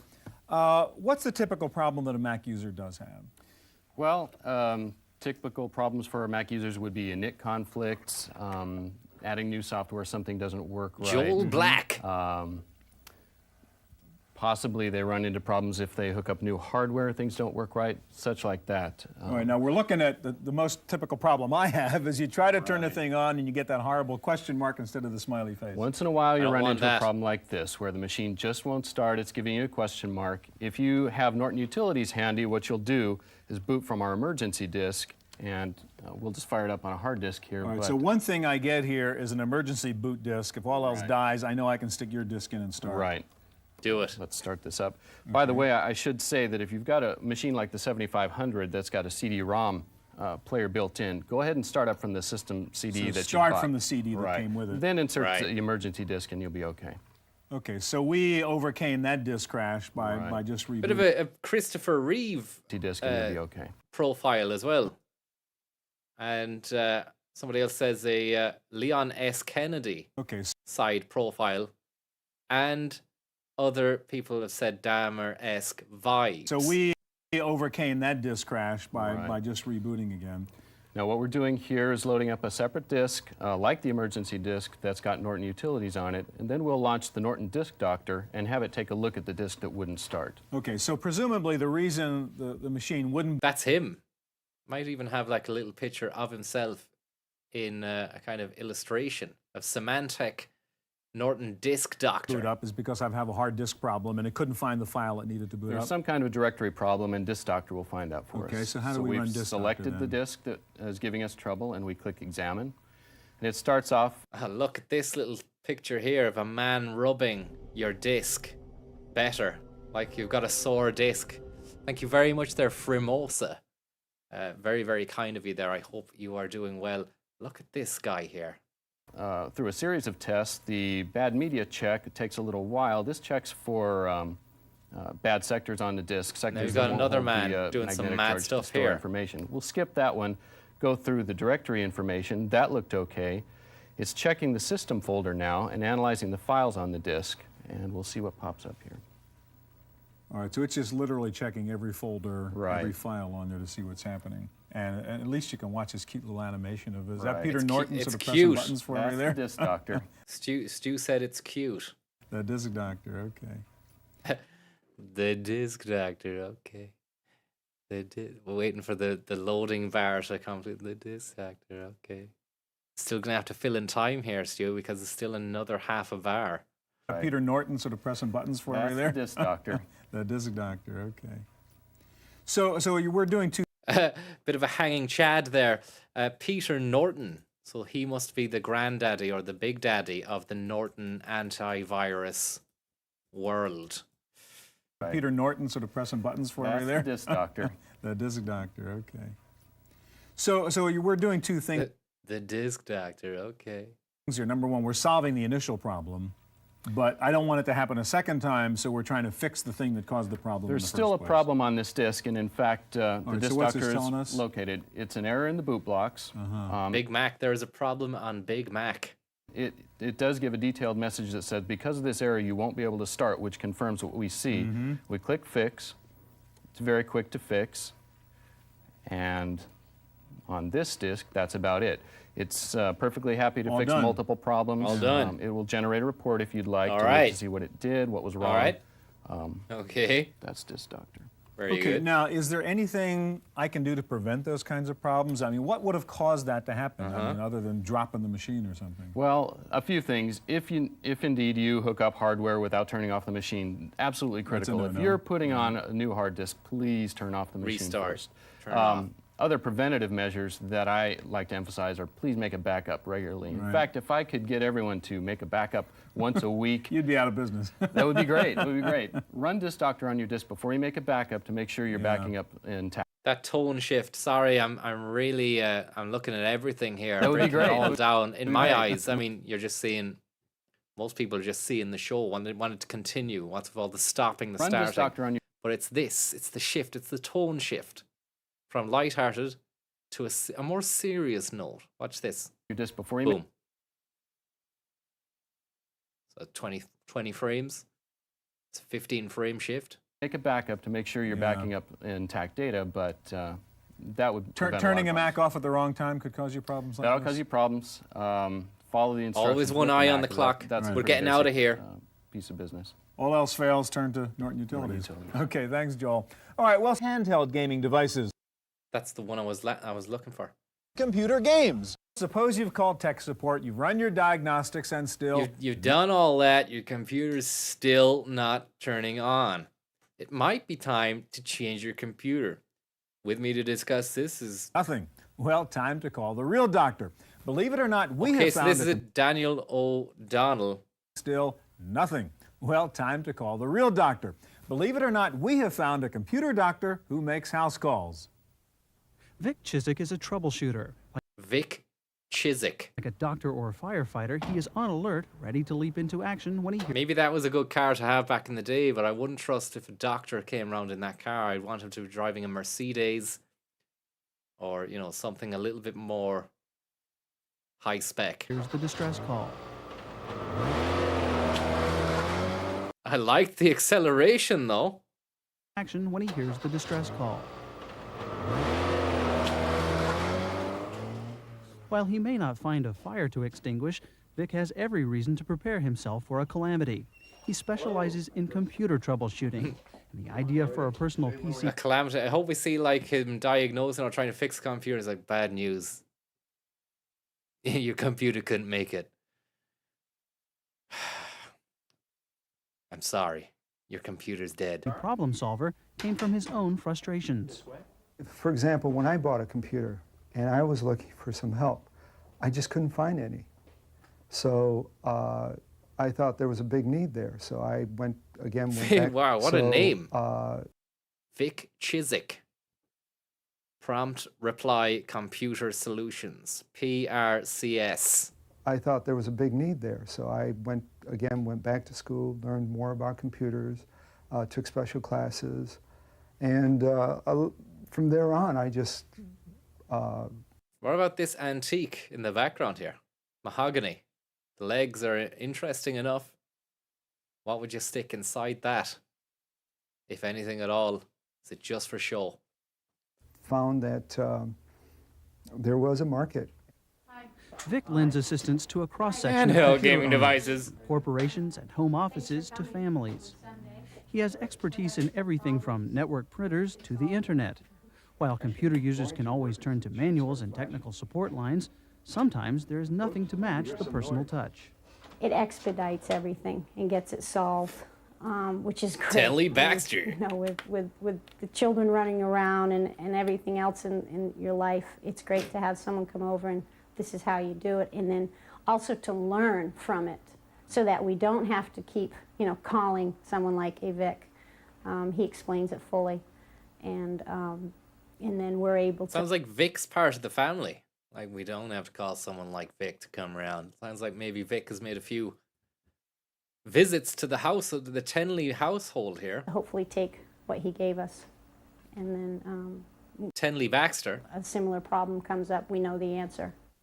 Vic sees his role as a kind of go-between, an interpreter between computer Chapman Baxter, user and manufacturer.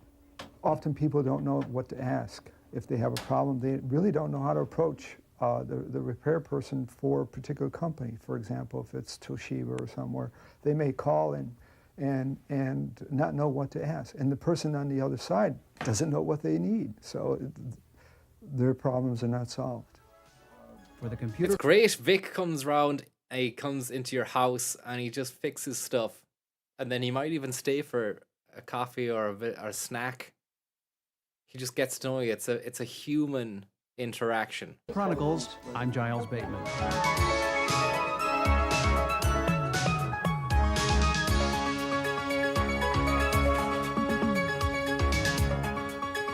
Roam about a virtual environment with your avatar. Well, so far we've kept the computer closed, no major search. A big tripod, thank you very much. Look at the enthusiasm on this man. This is what you need to bring to the party tomorrow, fella who is going to the party tomorrow. Bring the stew.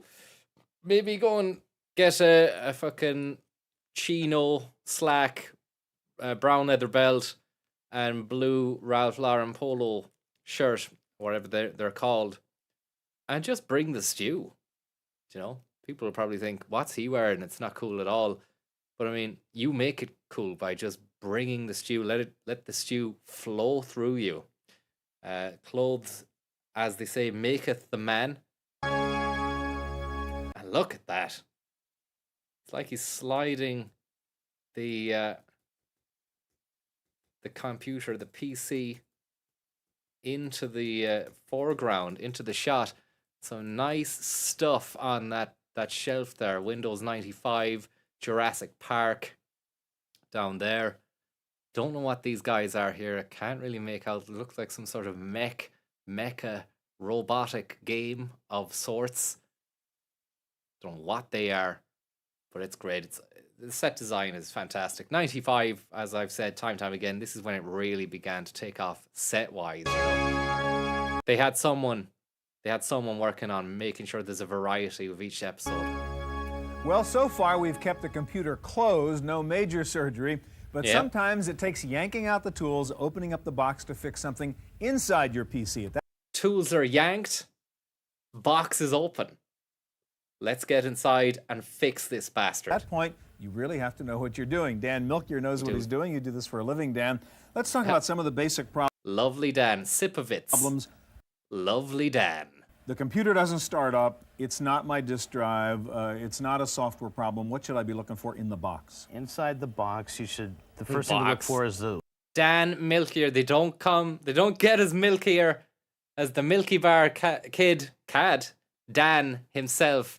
He is from Dan Milkier and Associates, and he is a milky little demon. He will definitely sort your PC out. Rapid stat pronto, Max. For problem, what should I be looking for in the box? Inside the box, What's in the box? What's in the box? The first thing to look for is listen for the power supply, make sure the fan is running. That way you know you have power to your system. Okay, so first thing is, do we have power? Correct. Not only is it plugged in, but is the power supply working? He is, as Gordon DeReese says, what a great name, Gordon DeReese says, he is a milky little demon. Exactly. Okay, so first... Power supply, make sure the fan is running. That way you know you have power to your system. Okay, so first thing is, do we have power? Correct. Not only is it plugged in, but... Is Dan the milkiest of them all? The Milky Bar Dan is strong and tough. Is there a Dan milkiest? Asks Tony B. Gilly Pig. Thank you very much. Another brilliant name, Gilly Pig. Power supply working. Exactly. Okay, suppose I hear the fan. Can I still test and make sure that the right voltage is coming out of that? Oh, absolutely. You can go and pick up a basic voltmeter like this and then test it. Maybe we should. It's getting too technical. You really need a man who knows electronics when it comes to this stuff. He's Next, he's going to be hitting us with the fucking soldering iron. He's going to start changing capacitors and shit. That's when it gets too technical. I don't think it'll come to that. Before we touch anything, first thing is when you shut it down, you can open it. It's always okay to open the case, and before you start poking your fingers in, shut it. All right, now where would I go test the voltage on the power supply? Well, any of the cables that come from the power supply, you can test them for. Just pull it out. It'll have. All right. The 2 black wires in the middle, and there will always be a diagram along with a power supply. You should be able to find. But the black ones are always the ground. Right. You have the yellow the 2 one. blacks. Yeah. The yellow is your 12 volts. So I'm looking for 12 DC, volts out of that one. 5 volts out DC of the red one. out of the red.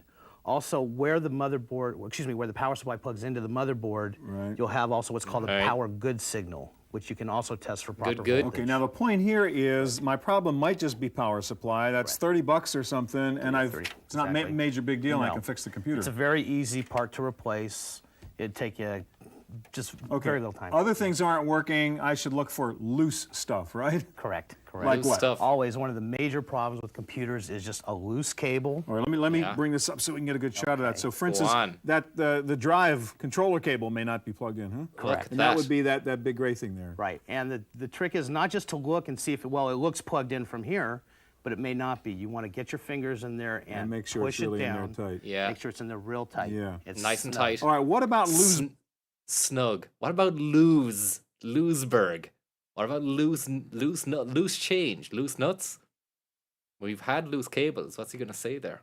And make sure it's really in there tight. Make sure it's in there real tight. Yeah. It's snug. All right, what about loose boards? If I move the computer. Loose boards. Computer games. Thank you very much. Computer around, can a board pop out? Exactly the same. It's gonna get in there and make that board thing pop. You'll see a lot of times, especially with the longer types of controller cards. There you go. So that board is not really seated properly. Correct. No, but from the not. top, it sort of might look okay. Right. Yeah. So we really got to sort of snap that guy in there and seat it properly. Exactly, and make sure that it's screwed in properly, tightened down. And that would solve about 9 out of 10 problems with most computers. All right, now let me ask you next. I went out and bought memory. I paid all that money. A little giggle, but it was off mic.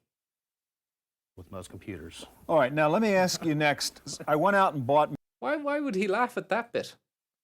You know, Stu has started his next link.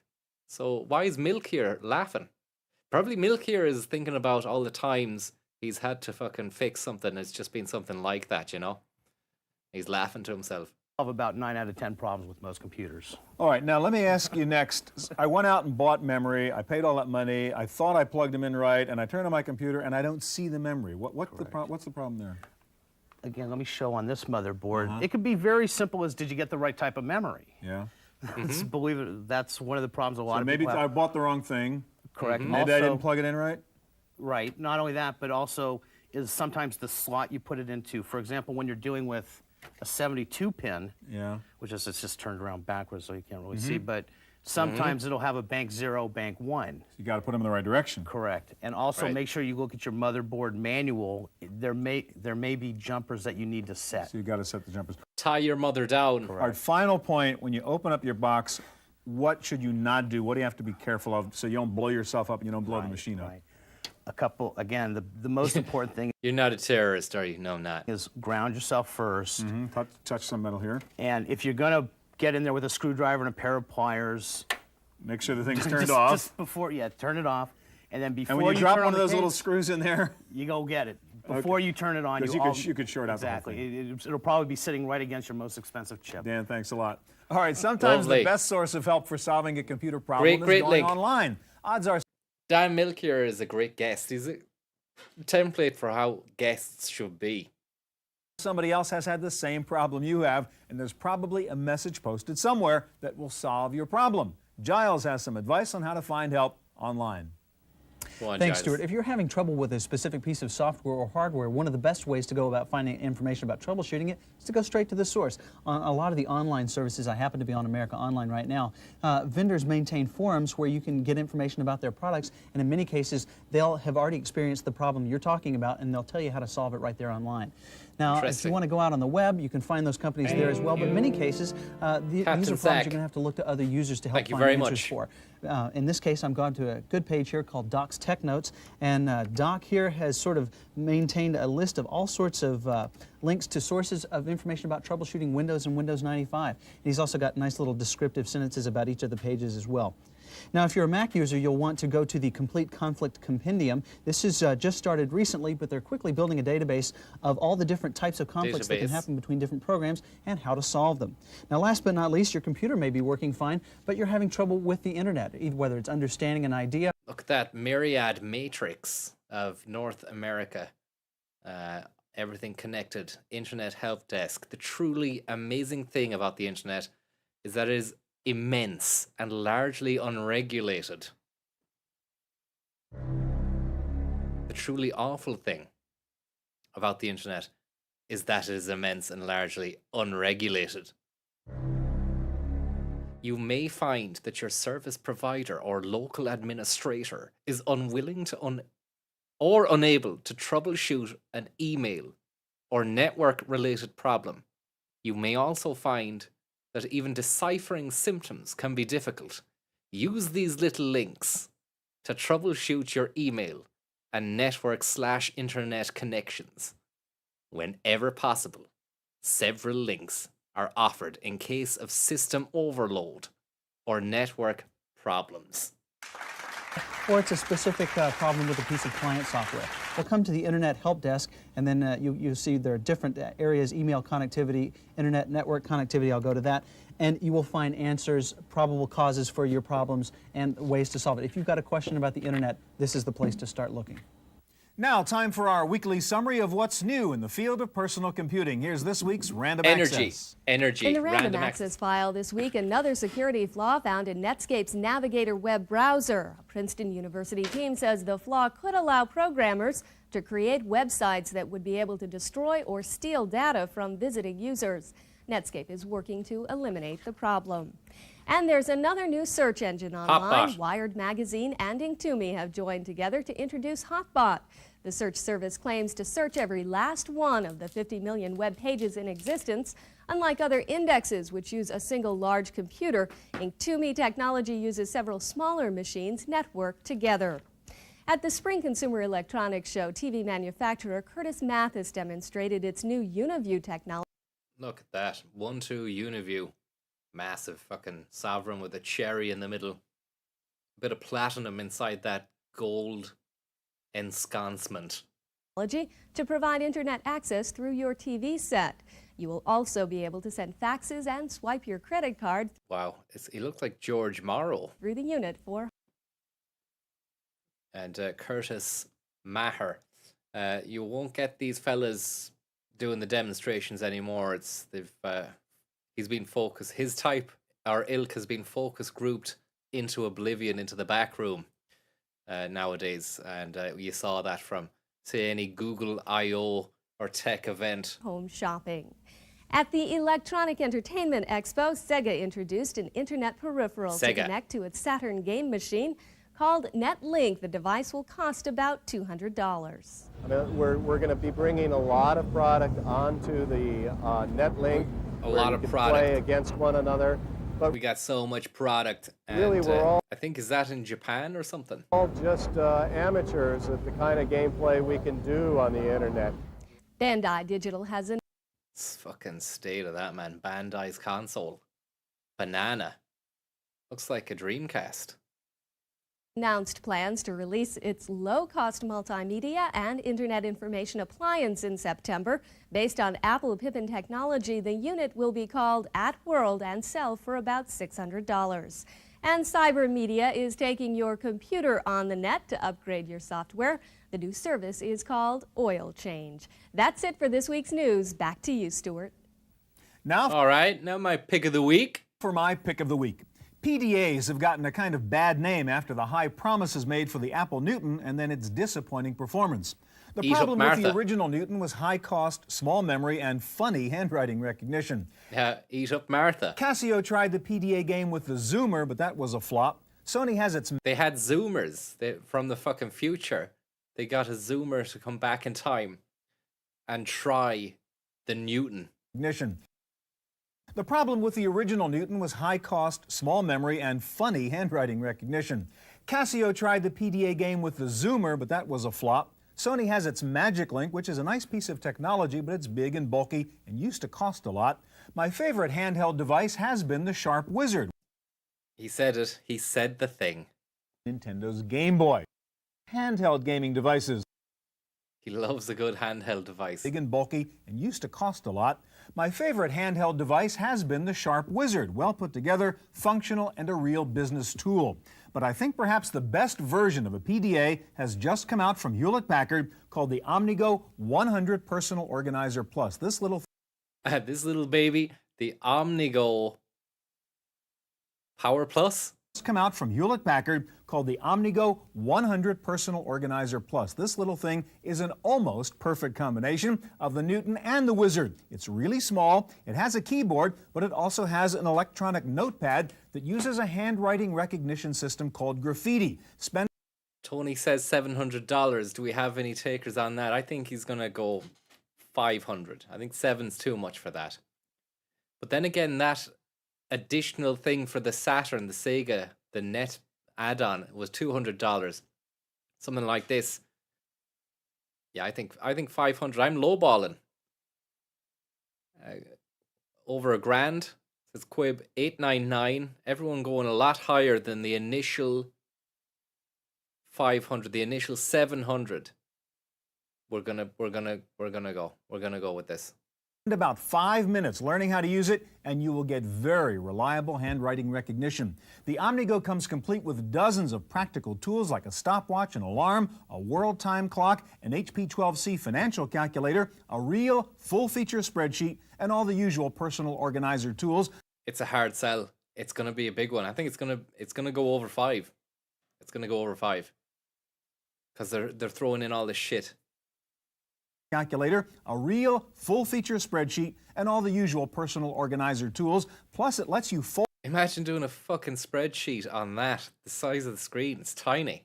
You wouldn't even be able to see the cells and the stuff that's going in. Real full-feature spreadsheet, and all the usual personal organizer tools. Plus, it lets you fold the thing so you can use it this way like a wizard, or fold it this way and use it just like a Newton. Best of all, OmniGo is selling for under $350. It is really a cool little gadget. That is a great price, and nobody came in with that. We all overshot everybody. Shocking stuff. I don't think anybody went under 3. Saturn Day said free as a joke price, but no, I'm scanning through. I'm looking back through the comments here. Nobody has gone below 400. Maybe a 399. No, not even a 399. No. Yeah, there was one 399, but gobbles 399. Still not enough.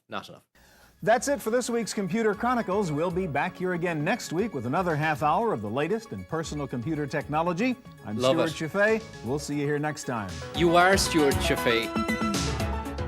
The Computer Chronicles is made possible in part by... And that's it. An abrupt ending. Hate that when they fucking leave us like that without the significant outro theme tune. I want to go into Net Cafe with half an hour, but then the Woz is in a suggested video. Maybe a quick look and see what the Woz is up to in this. And that's really loud. Apologies about that.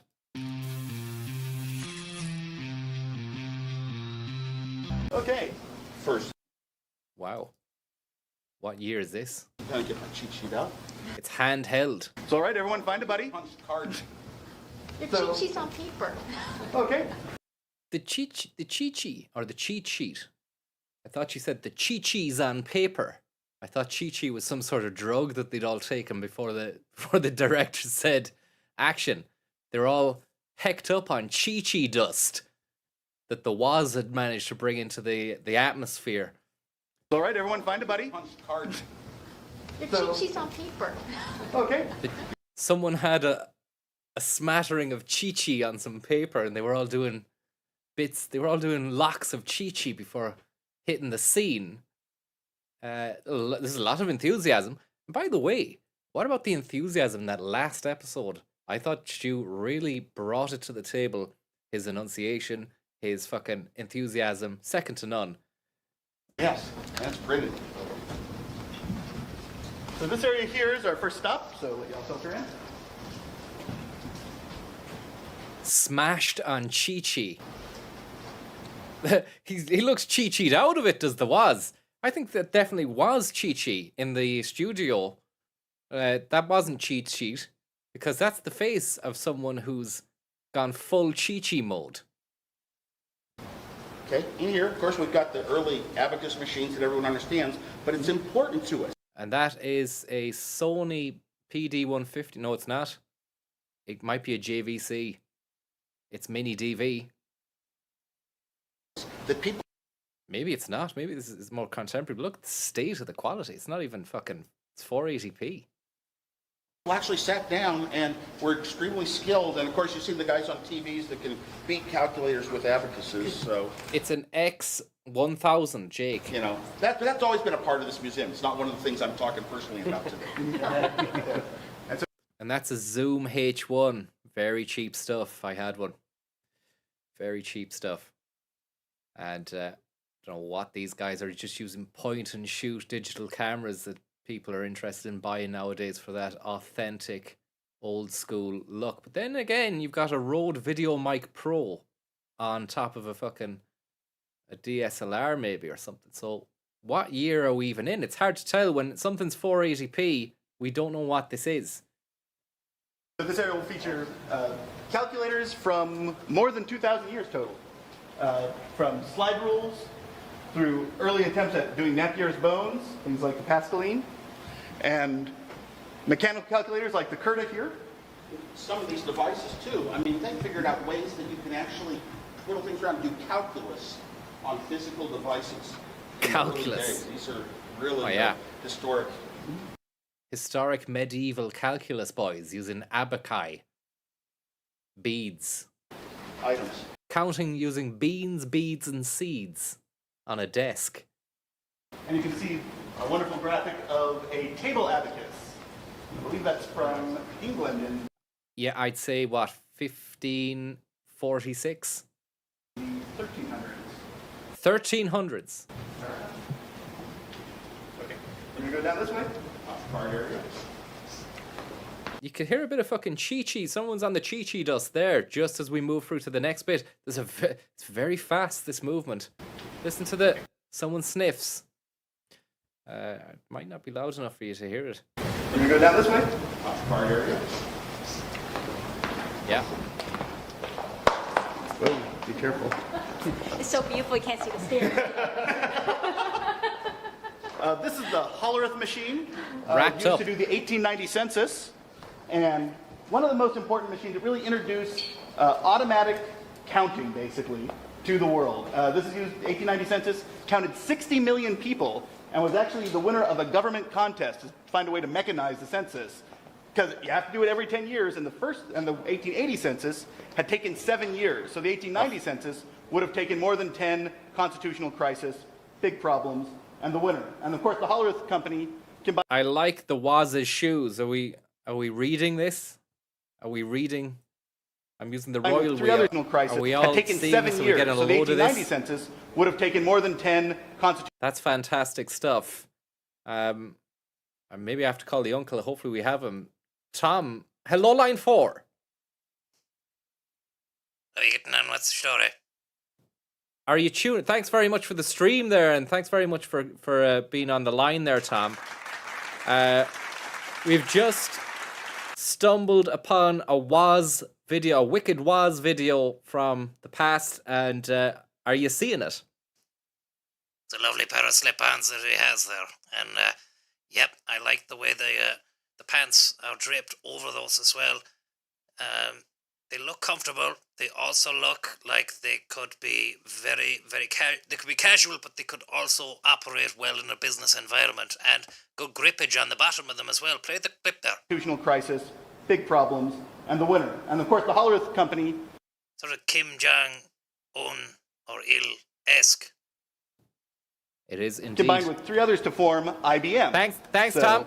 But Steve's going to talk about a couple machines No over problem. here. Thanks very much, everyone. Bye-bye.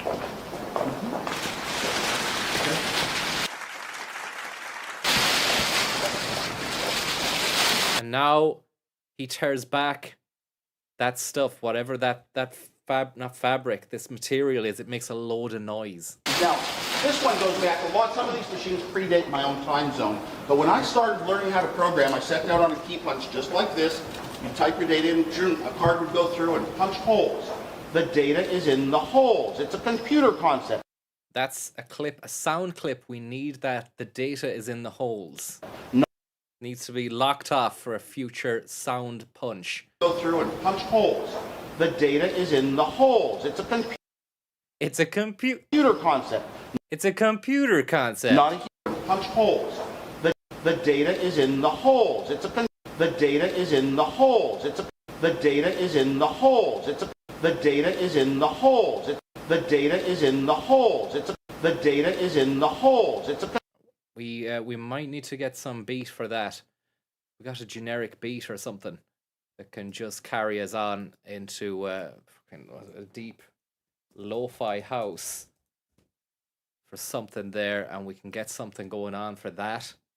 Possibly. Hopefully it isn't too fucking loud for you. We'll put that beware coward.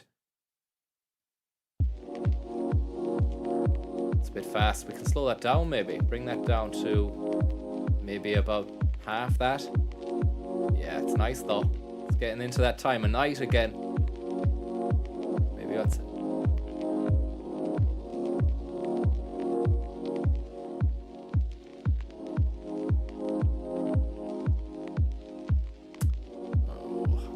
If only there was a way of adding reverb onto a browser window, but if I added reverb now, it would also get... Oh yeah, that'll do. Computer concept. Not... And actually the auditory, the acoustic inside that fucking place where they are gives you a bit of reverb. Holes. It's a you type your data in, a card would go through and punch holes. The data is in the holes. The data is in the holes. The data is in the holes. The data is in the holes. It's a computer concept.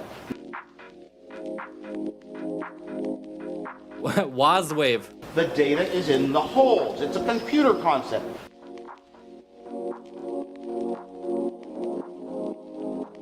The data is in the holes. It's a I was hoping there was going to be a drop there. And then you want holes. The data is in the holes. It's a computer concept. The data is in the holes. It's a computer concept. The data is in the holes. It's a computer concept. The data is in the holes. It's a computer concept. The data is in the holes. It's a computer concept. Holes. It's a holes. It's a holes. Holes. It's a holes. It's a holes. It's holes. Holes. It's a holes. It's a computer concept, not a human concept. Human concepts are you write words. As you walked in the entry to this building, you actually walked over a floor that had punch card layouts, and they actually have meaningful information. I don't know what it is, but you can ask somebody. My new name card, I have a metal name card, and for my phone number, I actually used the Hallrith card. If you get up here, it's got columns of 0, 1, 2, 3, 4, 5, 6, 7, 8. So it's got numbers, and I actually punch out the numbers on my business card to it's sort of symbolic of these machines. And we punch our cards up, get a program, and we need cards, feed it into a reader. Don't see the reader right here. Feed it into a reader, go into a computer. The computer would do the printout. You get your answer back maybe 4 hours later. This one goes back a lot. Some of these machines predate my own time zone. Human concept. Concept. Punch holes. The data is in the holes. The data is in the holes. The data is in the... He's too loud, isn't he? We'll leave it. We actually need to get out of here and Netcafe, because we're not going to have time for Netcafe. We can come back to the Woz again. We'll put him on the fucking back burner. Woz, we need to put him into the walking through toolbar there, the Woz bar. So that's that. We can click on watched. Dara Dermody has furnished us with this little watched checkbox. We can fuck off out of that, go back to our home page, and Viper Chronicles. It looks like I've highlighted that text, but it's not. That's a new design choice and decision there by Dara. Fergal has tipped. Thank you very much, Fergal, for the tip there in Captain Sack a while back. Straight into it again. Netcafe, boom, boom, boom. Try not to stop as much for this because we want it to flow. The data is in the hold. The salads are ready to go. So we can bring Eamon Ryan into that as well and do a Steve Wozniak and Eamon Ryan Green Party mega mix. Amalgamate the two and probably end up with a real deep house classic by the end of the week. Possibly, maybe. Don't want to become Johnny Promises again. But what we will do is go for 1999, a great year. We've seen plenty of these. But they're not marked. But is it really that bad to fucking see them again? I like the way some of the thumbnails aren't there and you just get this picture of Stu. New age websites, consumer protection online. You know what? You got to get that base. A piece of meat. A piece of meat. Thank you very much, Anaconda G, for that tip. And the Webby Awards. At the height of the dot-com boom, web creators were recognized at an annual gala event called the Webby Awards. This year's award ceremony was held at the Herbst Theatre in San Fran. Awards given for the best website in 22. I like them. I like a good awards. We need to make a decision. It's getting late. What are we doing here? What are we doing? I'm locked. I don't know what to choose. A Netcafe, a Webby Awards, or go back to fucking Computer Chronicles and go to CES. No, save CES. Save the Computer Chronicles conventions. The Webbies, I just don't think they're going to be good enough. Online collecting, people collect all kinds of strange things. Years ago, I was Chinese. Thank you very much there, Anguished Panda, for your kind-hearted and generous tip. Oh, fuck. I think we've seen online collecting. But I don't think I've seen Jane, Twisted, Withers looking like this before. I can't remember that, so I think it's a new one. Let's just go with this. Probably going to get some right weird shit. People collecting all sorts inside Cybersmith.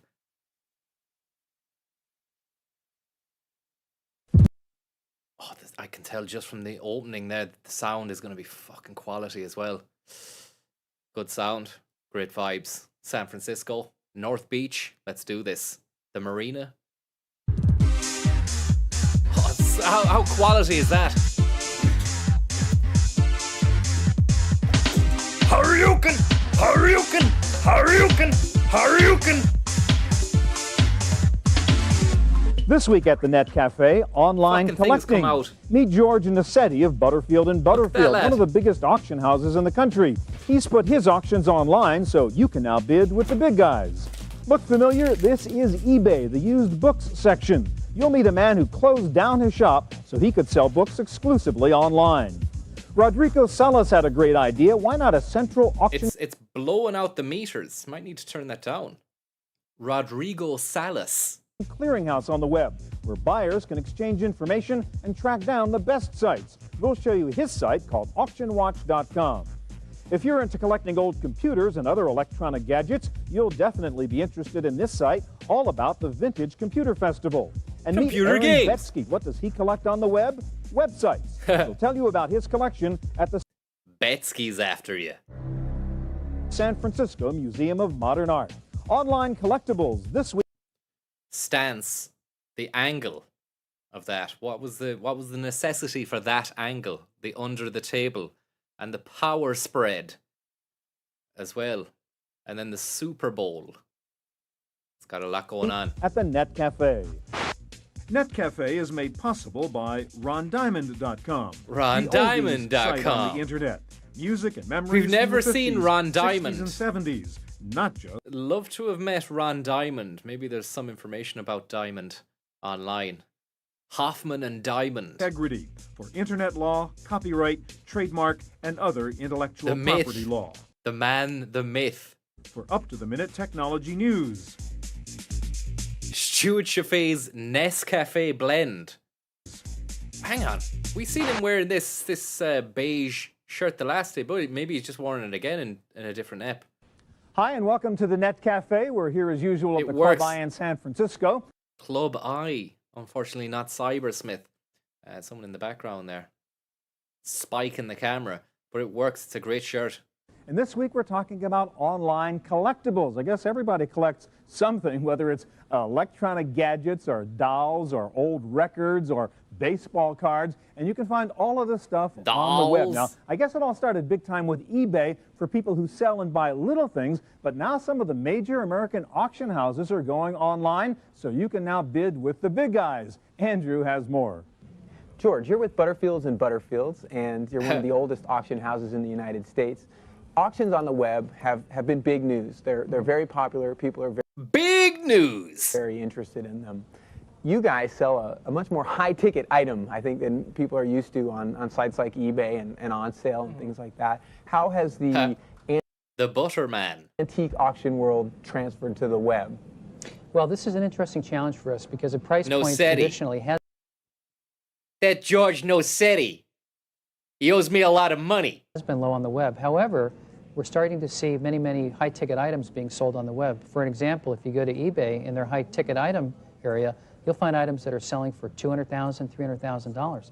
We would love to sell some of our $200,000 or $300,000 items. Johnny Sack. And that's why we decided we felt the time is right now. That son of a bitch Nosetti. He owes me a lot of money, that sick prick. For people on the web to look at and to think about buying a beautiful painting. In Nosetti. No shit. Meet me outside Cybersmith tomorrow. European painting, a piece of contemporary art, a piece of sculpture that maybe they normally wouldn't buy because they're starting to get a higher level of confidence. Right, okay, so take me through the process and maybe how that differs from something like a Beanie Baby if I'm buying an armoire that's worth several $1,000s. An armoire? Right, well, a Beanie Baby... Buying an armoire that's worth several $1,000s. The fuck is an armoire when it's at home? Is it like an armchair? Beanie Baby. Beanie Baby. If I'm buying... That son of a bitch Nosetti checked out with my armoire. He's gonna have some serious questions to answer tomorrow down at Cybersmith, that punk. Buying an armoire that's worth several $1,000s. Right, well, a Beanie Baby might be okay because some of those are selling for a few $1,000s. Right. So that might be okay. Right. Pokemon cards. But on our website, what we do is we have all of our properties Butterfield authenticated by and specialists, Butterfield, and they're guaranteed. 1865. So in the event that we find out that the specialist was wrong, we, as an auction house, will rebate the money back to an individual buyer. Okay. And that's what kind of differentiates us on the web. So I don't have to be worried about fraud. If you guys say it's real, chances are it's real. That's right. And if by chance it was legit. a fraud, then we would rebate the money back to the buyer. Okay. And that's where that level of confidence is starting to grow on the web with our relationship now with eBay. Right. We're bringing our name, the Butterfield name, 150-year-old auction house name. Relationship with eBay. Okay. $5.99. Your relationship actually is that you were Nintendo Game Boy. Purchased by Panda and Elephant. Thank you very much for that. I'm going to stand up for this because I feel like the energy it's pissing out the screen and I'm just sat here like a fucking sack of spuds. All the while, that son of a punk Nosetti spinning yard balls.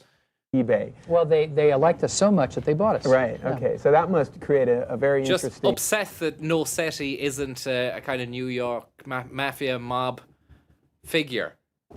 That it's really bridging the old world into the new world. Okay, now, if I go onto your site, I've seen a lot of things on there that seem to help buyers and you can get appraisals and things like that. What are some of the things that you find really helpful on the site? We have really tried to make our website friendly. We want it to talk to the buyer, especially the unsophisticated friendly, buyer that it's maybe has fun, never and been it's at a friendly. high-level auction before. So we walk people through the auction process on our website. We also offer people an opportunity to get a free photo appraisal. All they have to do is put it online to us with the description. It's better. And within a week, was I we'll give doing, them a free sitting down? photo appraisal of their item. And Okay. everybody has something in their house. It Right. could be an antique and it could be a collectible. But people want to know what's it worth. And they don't even have to sell it through you. You can just actually get the appraisal. No, and we're happy to provide that service. Right. And they're getting the value of specialists who might specialize in sports memorabilia. Right. Somebody who's done this for 25 years. Okay. Or European Pokemon cards. Talk to No City. paintings. Somebody who is from Europe and has studied paintings and is an expert in that area can really tell somebody what their object is worth. Okay, now I know you guys recently also pioneered some things on the web yourself, the simultaneous online-offline auction. Right. Tell me a little bit about that. Well, we were the first Is it major online? auction Is it house to offline? What conduct is it? Live online auctions. But what that really means is somebody could tune into the internet and they could listen and watch and also bid on a real brick and mortar type of auction. For example, when a real live auctioneer is calling out numbers, Right. we allowed people to hear it on the internet, and those that were pre-qualified were able to actually bid online. Was the audio fast enough? Those guys really talk fast. Well, actually, the audio was for entertainment value only. Okay. The area that was for real and was exact was the actual numbers coming up in the auction, so that if you were at home, you could bid equally with a floor bidder, a telephone bidder, or an absentee bidder. All right, well, it sounds like high-ticket items are coming to the web as well. Thanks, Yeah, George. that was really some high-ticket shit you got there, Butterfield.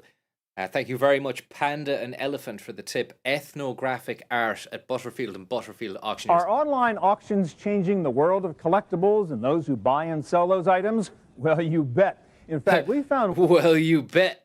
World of collectibles and those who buy and sell those items? Well, you bet. In fact, we found one man who used to run a real secondhand bookshop in Washington, D.C., but he closed down the store so he could do all his selling online. Jane is with him. Now, Greg, I understand What, that you Jane? used to have a rare bookstore on the East Coast, and you've closed up shop. You're now on the West Coast, and you're selling basically rare books My estimation of No City is fucking plummeted. on eBay. That's right. My wife and I had a store in Georgetown in Washington. And Greg DC, Young. And about a year and a half ago, we moved out here and been selling books on eBay since then. I gotta go. I need a piss. Today's the last day for for Tom's Hot Dogs. Young's Hot Dogs. Get 'em while you can. Steph, thank you very, very much for the tip there. I'll leave you in for Tom's Hot the Dogs. warm, comforting embrace and comfortable hands of Mr. Young. We're back in 1 minute there. How did you stumble across eBay? I'd heard about it. People, just the buzz in the business. People would say, had you bought anything off eBay or seen eBay? And eventually, I found my way to their website, and I liked what I saw, and I thought I would use it initially to get rid of some things that I'd had in stock for a while that were just taking up space. So just kind of trying it out and get rid of some of the old just stuff. really things that I really didn't care about. So I thought I'd just try and shoot them out, and it worked much better than I'd expected. And so I just kept offering more and more things on there, and now it makes up a large portion of my business. Now, how would you compare having a physical store versus now your online business? It's much better. There are many benefits. There's no overhead. When we had a store, we had to have a stock of about 15,000 books. Now my inventory is about 1,000 volumes, and it changes very rapidly. And It's very low energy, isn't it? I just came straight back in. I could just hear what was going on, but fair play to him. But there might be something at play, So I don't want to make too many assumptions or have too much of a laugh. These fellas in the background are a little bit ominous as well. Don't think I haven't forgot about you, buddy. Just looking in the background like that. We know what's going on. We can see you. I had to have a stock of about 15,000 books. Now my inventory is about 1,000 volumes, and it changes very rapidly. That's fucking weird as well. Today is the last day for Tom's Hot Dogs. Get them while you can. Rapidly, and with a store, you were limited to who walked in your store and the people that you knew were in the market. Fucking hell, this books. guy. And now you've got a global market. And now I've got a global market. I can offer things that I wouldn't have ordinarily. Isn't there any offered. downside to the online? The creepy clown, the nun, the grim reaper, the werewolf, the vampire, the zombie, Wednesday Addams from the Addams Family, or the devil? Business? Not that I can see. Not from my point of view, there isn't. God, man, bring the fucking energy up. I think with eBay, especially I think eBay, since it's the sort of the one that most people would recognize as an online auction house, aren't you facing a lot more competition now? I mean, if you've got access to a larger market, there must be a lot more people who are selling this particular or rare books, for example. Well, I don't think competition is really a problem. There's lots of customers out there, and the more sellers there are, You might not be able to bring the energy there up, though. You know, there might be a reason, like a medical reason or something. They enable you to build a reputation with their feedback system. After you complete a transaction with someone, they enter a feedback, positive or negative, and you build a rating over time. And so it's a referral-based business, more so than even a physical store. Right, right. And how about pricing? I mean, are you selling these books for a lot more since it's a bidding process and it's sometimes blind bidding, or?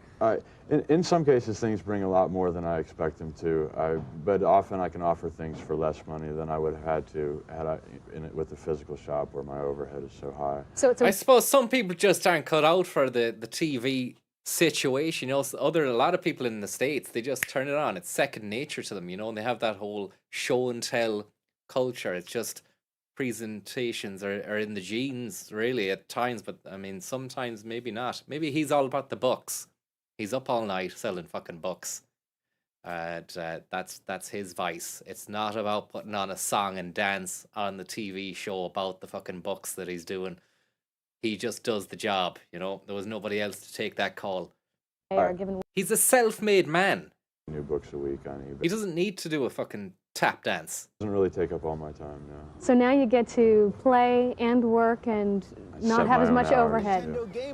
Are there fuzzy bunny slippers in the office? Game Boy, just to underscore the dearth of enthusiasm on your man. A little picture of Stu just slides in, courtesy of Octo Jr. Thank you very much for the tip. Nintendo's Game Boy! And then back to, that's pretty much okay, you know, I just usually get the books and I sell them, and it's nothing, it's not that hard. But yeah, that's what we do. Yes. That sounds good. A lovely thanks laugh. very much for your time, Greg. We got a little bit of a laugh out of him. Work and not have as much overhead. Are there fuzzy bunny slippers in the office? Yes. That sounds good. Well, thanks very much for your time, Greg. You're welcome.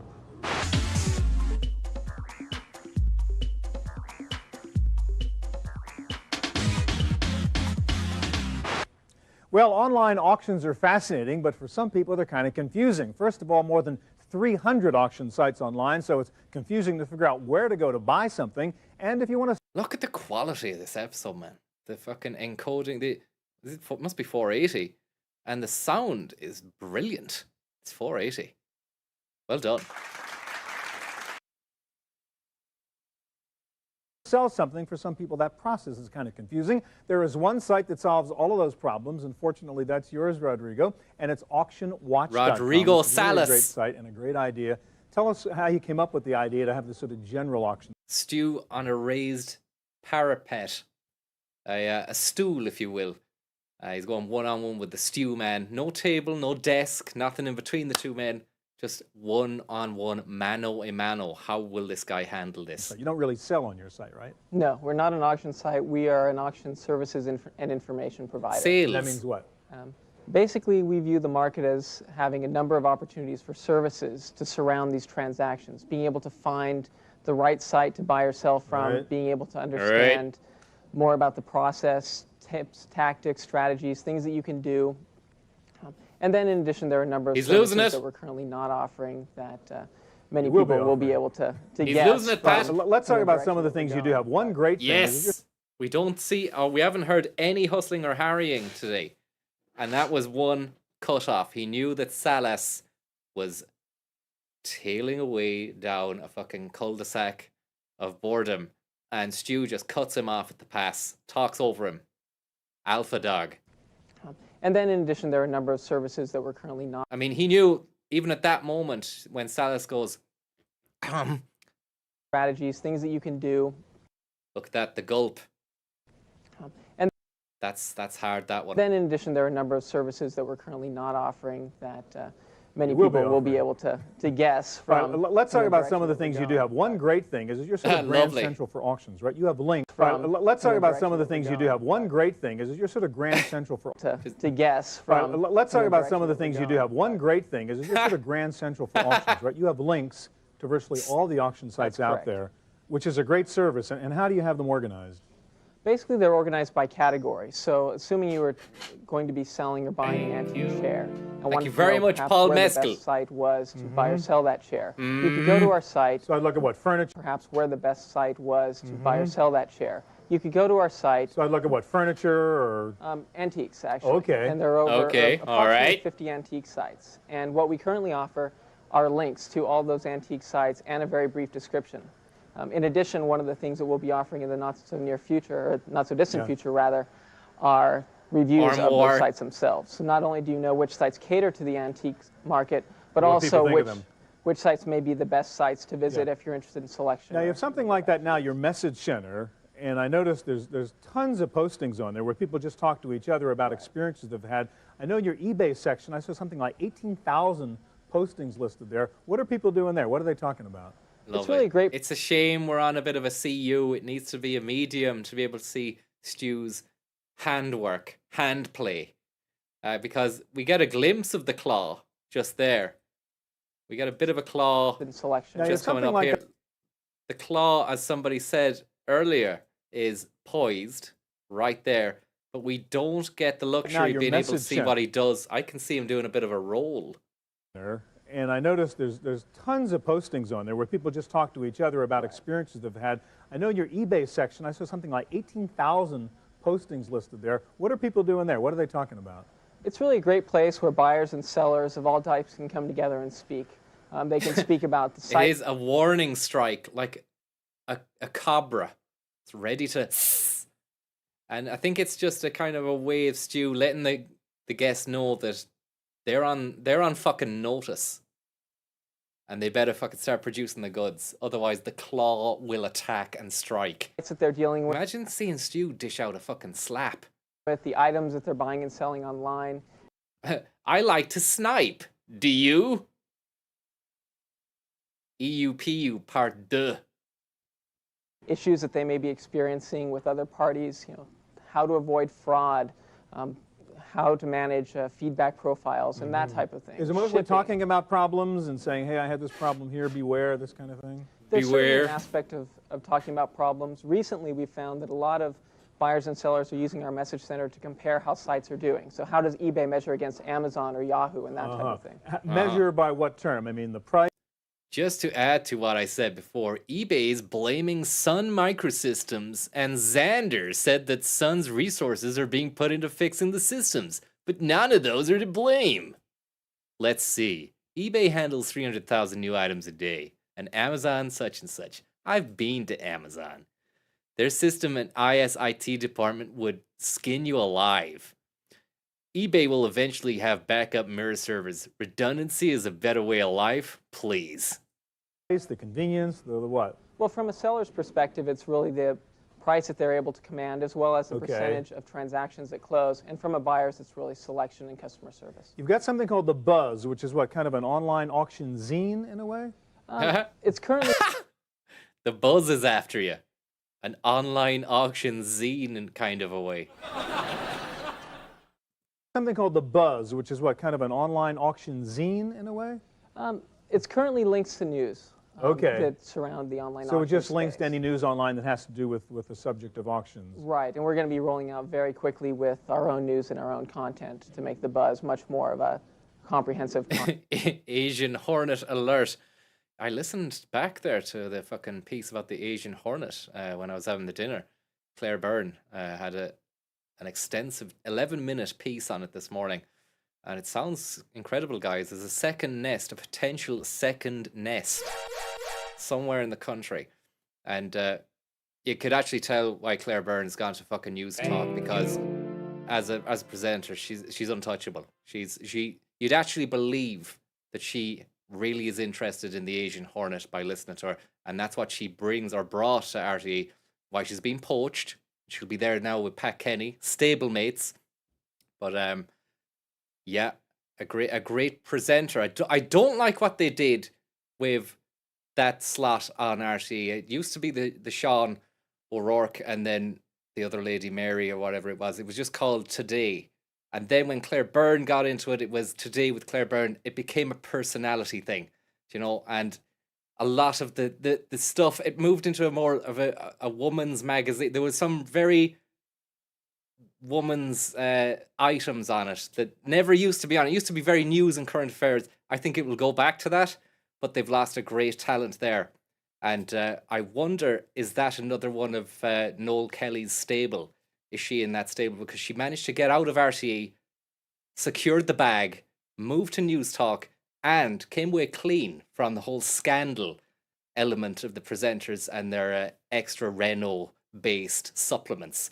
But it'd be interesting to see how that develops now. Maybe it will. I think it will revert to its more news-based format. That wasn't her fault. They made her part of the show, you know. But yeah, Hornets, man, it's getting fucking dangerous. Watch your house. This is a fucking serious piece of news at the moment. You don't want to get stung by one of those guys, and it seems to be Cork that might be suffering the brunt of that. And that's the wrong button. You talked about services before. You have two very useful services, it seems to me. One is image hosting. Explain that. What image hosting allows is for sellers to attach photos of their items to their online auction listings.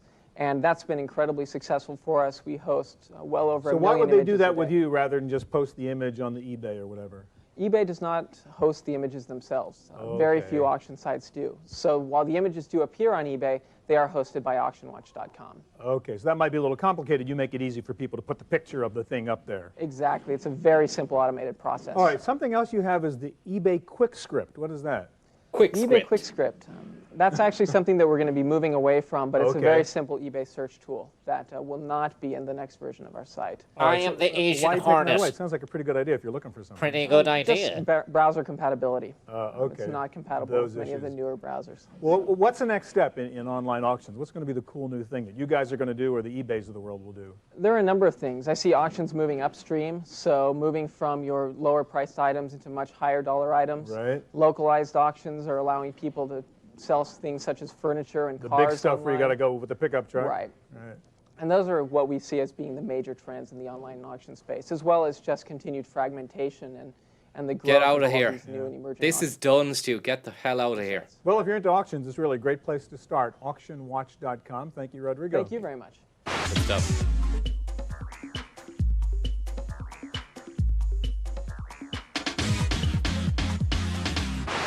Among the most popular collectibles online are old computers. For some reason, there are people like me who are fascinated by these old clunkers, which in retrospect were far too expensive and far too slow. We found one guy who loves old computers, so much so that he started something called the Vintage Computer Festival. Andrew is with him. Salam, you are the founder of the Vintage Computer Festival, and I think it's now in its third year. Classic agnostic salams.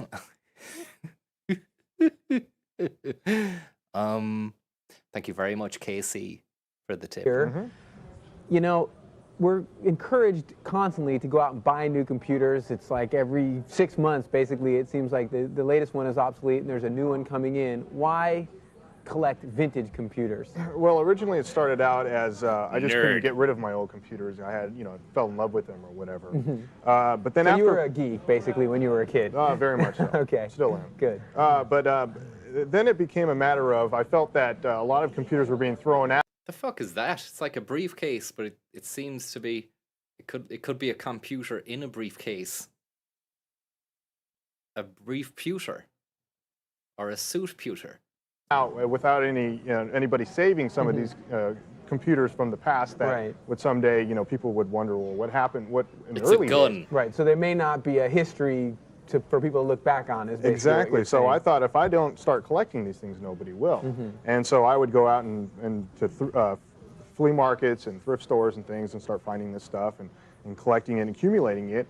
And then eventually I found out that there were actually other people out there who thought the same way I did, which is, if nobody does it, or if I don't do it, nobody else Right. will. So you started the festival. And so I started the Vintage Computer Festival after I realized that there was a whole bunch of collectors out there, and there was a need for, you know, a sort of an event where people could get together and share information and trade computers and hear mostly talks on computer history. Right. And that's the emphasis of the festival. Okay, great. Well, it looks like you've brought some of your collection here with us. Why don't you go through and sort of give me a little history here? Okay, I got some interesting things here. This is a early computer from the mid-70s. It's a computer trainer, and it's basically was used for. I mean, it's an actual computer. You could use it as a computer. You Looks could, like a calculator to me. Yeah, this is where you would actually enter your programs in. You would program it all in machine language, which is all just numbers. Okay. But you could actually hook a terminal up to it or a printer and make it a useful computer. Okay. And it had a whopping 4K of memory. 4K. Wow, that wouldn't even get you an email these days. Okay, so what do you got here? Well, in the over here I storage have device? some different obsolete storage devices. Here's some memory. This is an old. Wow. This is a core memory module, and this. How much memory is that? This is 8K. 8K of core memory. Boy. This basically would appear mostly in your mini computers from the 60s. Really, and early 8K 70s. would be about twice as big as that now. So I think maybe a little less, but. Then you have this is a bubble memory module. This bubble memory was invented in the 70s and had a lot of potential, but it never really took off because it had a density limit. You can only get it so big. Yeah, it's kind of heavy. And then you have some old storage devices here. We have, well, here's some punch tape. Wow, not exactly your zip drive. No, not at all. This is an old 8-inch floppy, and then we have some punch tape here where you used to store your programs on. It does work. This is really old stuff. Yeah, this is, you know, this goes back a long way. This is one of the disk drive format or disk formats that didn't make it. It's a 3-inch disk. Of course, we all know the 3.5 went out. And then this is a floppy tape. They call it stringy floppy, they called it, that never really went anywhere. Okay, now what's this device over here? This is a punch card.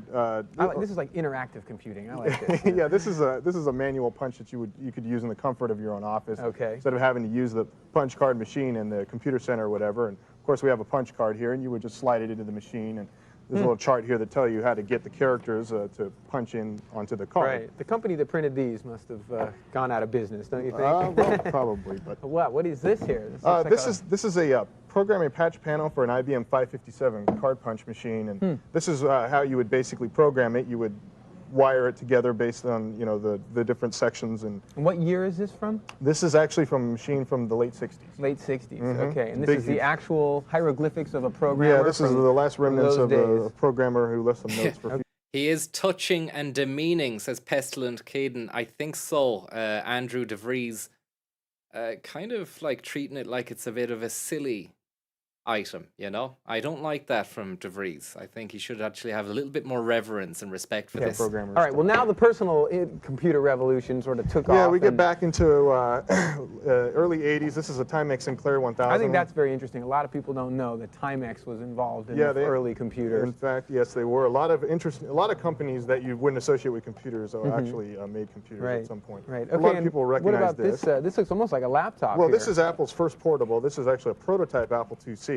And I found this in a thrift store of all places. Really? Okay, now this is a beautiful collection of stuff, and I understand you're also working on a physical space, maybe where people can go. Look at the width and size of the shirt and frame. It's a big situation, sort of MC Hammer, David Byrne-esque, oversized shirt. I have a warehouse that I'm converting into a center. I'm kind of calling it a community museum. It's going to be the official name is the Vintage Technology Cooperative Resource Center. Okay. And it's going to be a center where people can come and share in the hobby, work on their old computers. It's going to have workstations set up and tools and things like that. It's going to have a full library of old computer books. I've been collecting books and magazines to fill it up for people to do historical research into computers.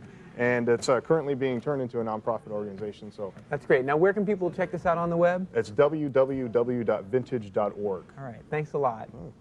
Game Boy. Nintendo's Game Boy. Computer games. One of the coolest new computer games. One of the strangest phenomena in online. A real convergence. One of the coolest new computer games. One of the strangest things online. One of the strangest phenomena in online collectibles is this trend now toward collecting old websites. In fact, the San Francisco Museum Websites! Is this trend now toward collecting old websites. Wow, you can even hear the reverb inside that cafe. Imagine just being on the computers in the background, hearing Stu yell websites really loud. How positively charged you would be to be on the websites while he's saying that. Phenomena in online collectibles is this trend now toward collecting old websites. In fact, the San Francisco Museum of Modern Art is doing exactly that. Jane is with the project's director. Is doing exactly that. The San Francisco Museum trend now toward collecting old websites. In old websites. In fact, the San Francisco Museum of Modern Art is doing exactly that. Jane is with the project's director. Aaron, how do you do it? That wipe. That. Jane is with the project's director. That wipe. That damn wipe. And it looks, if you freeze it, looks like he's got Jane's hair on his head.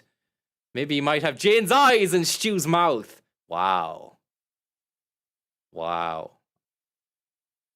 Maybe now the next one he might have Jane's nose and Stu's mouth. Wow, if Jane opens her eyes now, it's going to be beautiful. Oh, yeah. Don't know how to feel about this.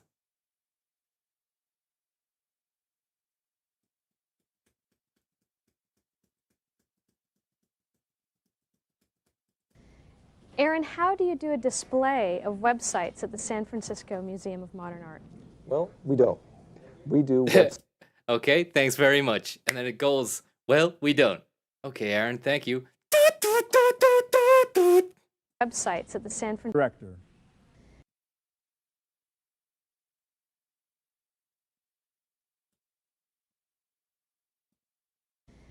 Aaron, how do you do a display of websites at the San Francisco Museum of Modern Art? Well, we don't. And they start scrolling. Well, we don't. Sorry, I thought I was gonna go into a. Maybe we go here. A lot, Aaron. Yeah, you want there. That's where you want, but it's gonna be hard to fucking. I can't do it. I can't do it. It's gonna be too much pissing about. I've already tore the arse out. Do a display of websites at the San Francisco Museum of Modern Art. Well, we don't. We do websites on our site. And what we're trying to do is really two things. The first is... Actually, I tell you what, Dara has made a fucking thing where I... Look at this, the side hatch. You click that. He's made it so that we can have our hotkeys saved to do the mixes. It's not faffing about because he's done the website, you know? So if we go here... First off, what we do here. Of Modern Art. Look at Stu there, look. Modern art trend now.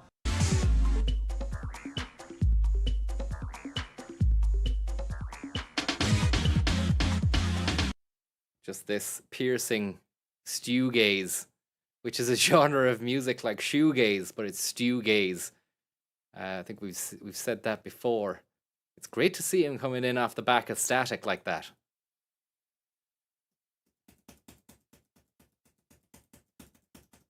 Sort of, it's jarring. So anyway, we go through here. We can even get websites on a hotkey. Let's just get websites on a hotkey. In online collectibles is this trend now toward collecting old websites. Okay, websites, old websites. We'll go back there. Thank you. Thank you very much, Steph.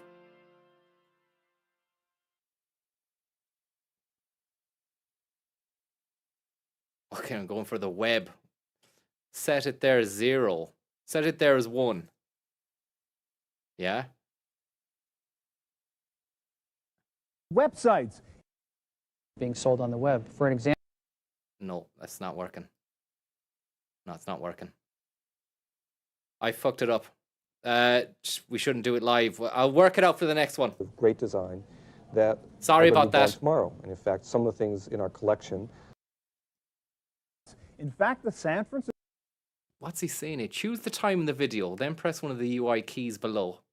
Once set, pressing that key on your physical keyboard jumps to that timestamp. note, because the way YouTube captures mouse focus, you have to click outside the video for the keys to work. Good man. The Scope Museum of Modern trend now toward collecting old websites. Sounds like he's going to say web systems who made cool borders. Here we go. We go there. Okay, so click outside the video for the keys to work. Okay. Websites. Yes. Websites. In fact, the San Francisco Museum of Modern Art is doing exactly that. Jane is websites.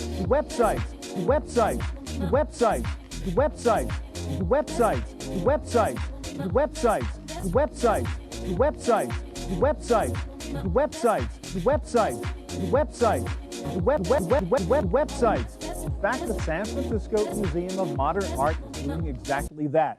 Dara, Jane is with the you're a project fucking director. legend, man. Thank you very much for making this site. I just need to really get to grips with it, and we'll have. We must do a proper session. Maybe get Connor in for that one. I had just another one of these as well.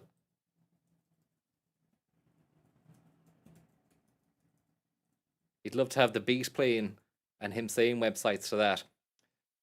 So what we had was this one. We want to go 2 on Jane here. Yeah. Aaron, how do you do a display of websites at the San Francisco Museum of Modern Art? We don't. And then you want to cut to Twisted. lovely. Dara, thank you very, very much, man. It's quality. You've done great work. You've done great work. So we've got 3. So after all that, we can finally maybe do this. Aaron, how do you do a display of websites at the San Francisco Museum of Modern Art? Well, we don't.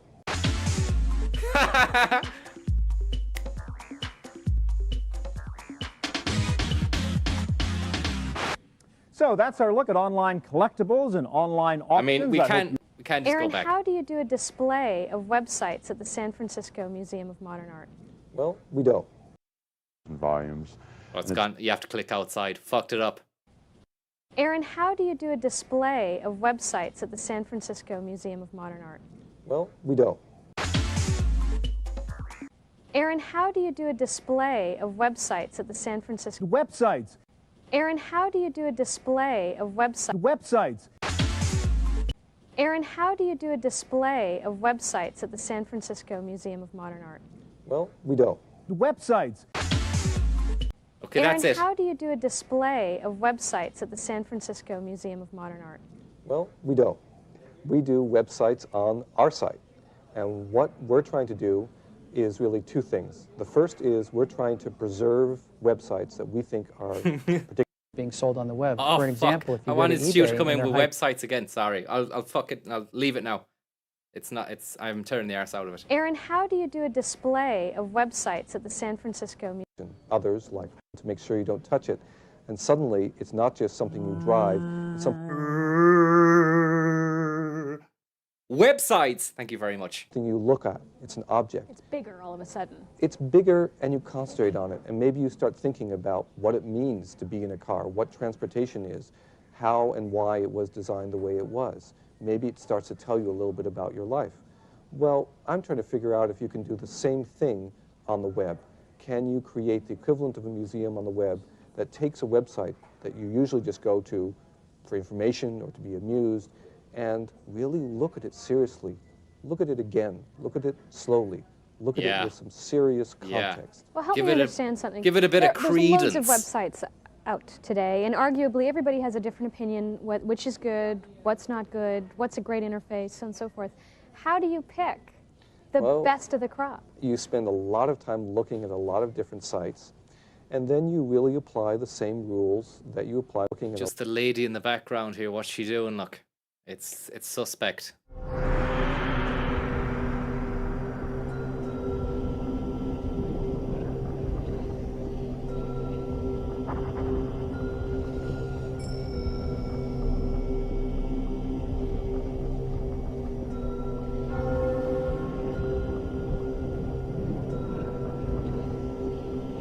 apply the same rules that you apply when you look at any kind of good design. Those can be very abstract, like you want design to blow your mind, or you want it to be beautiful. Blow your mind. But you can also be very specific, and you learn certain things about composition, about typography, which is the kind of letters that designers use, about colors. And those rules were developed for making magazines, or making books, or making posters, or for making architecture. And now they're applied to websites. So what is it about Daydream is one of the sites in your collection? The new what is one. it about that site that, with all of those elements, that makes it so much better than the rest? Well, Daydream is a wonderful collection of experiments by a whole set of different designers and artists. And they start scrolling different numbers past you. They start making a composition that changes over time and in crazy space, stuff. so it never quite looks the same. They start creating what in art we call a collage, which grabs pieces from the rest of the world, scans them together, and makes a new composition out of it. Something completely different. Absolutely. Now, a big thing to keep in mind is that the website collection that you have, you're going to be showing online. This is not going to be something that you'll go into the museum to view. Eventually, you'll see it in the museum as well. We have these websites burned onto CD-ROM. Websites! We have them into perpetuity. When we decide to put them in our collection, that means we're going to take care of them forever. And we're going to try to make sure that they can be seen forever. So I hope that 10 years from now, you'll be able to go into our museum and see a site that's The Lair of the Marrow Monkey by Eric Lawyer.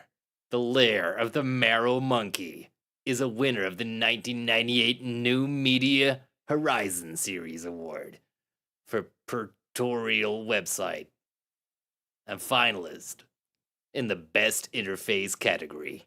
It's long since gone off the air and only exists in a server somewhere, and you'll be able to walk up to a screen, touch that screen, and it will come to life. It's going to be really interesting 15 years from now to check out those sites that sure have is. changed a lot over Websites. time. Thanks a lot, Aaron. Samoma, SF MoMA, San Francisco Museum of Modern Art. I think that is. So that's our look at online collectibles and online auctions. I hope you found some worthwhile tips. Thanks for joining us here at the Club I in San Francisco, and I hope you'll join us again here next week at the Net Cafe. Oh man, so good. Just need to do a few hotkeys here. I just want to do a little one of these before we fuck off. What's this? We'll get him to do his San Francisco auction. So that's our look at online collectibles and online auctions. I hope you found some worthwhile tips. That's it. That's our look at online collectibles and online auctions. I hope you want that one. You want that. That's J. No, we want him on 2. We want him on 2. We want him on 2. Auctions. I hope you found some worthwhile tips.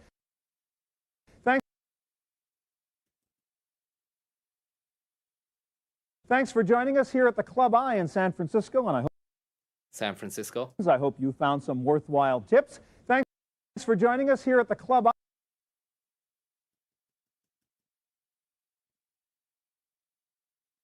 I in San Francisco, and I hope you'll join us again here next week at the Net Cafe. And a couple more Stu moments. Maybe the intro. We're here as usual at the Club I in San Francisco, and this week we're talking about online collectibles. I guess everybody collects something. And this week we're talking about online collectibles. I guess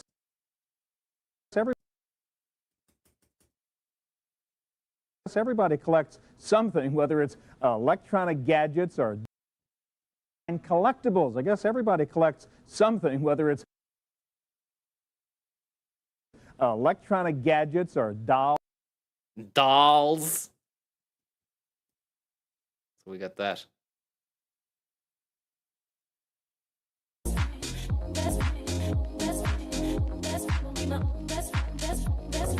Websites. In fact, the San Francisco Museum websites. In fact, websites.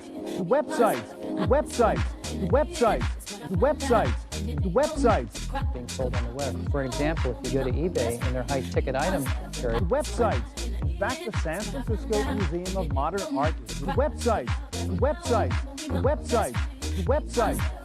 Everybody collects something, whether it's websites. Everybody collects something, whether it's websites.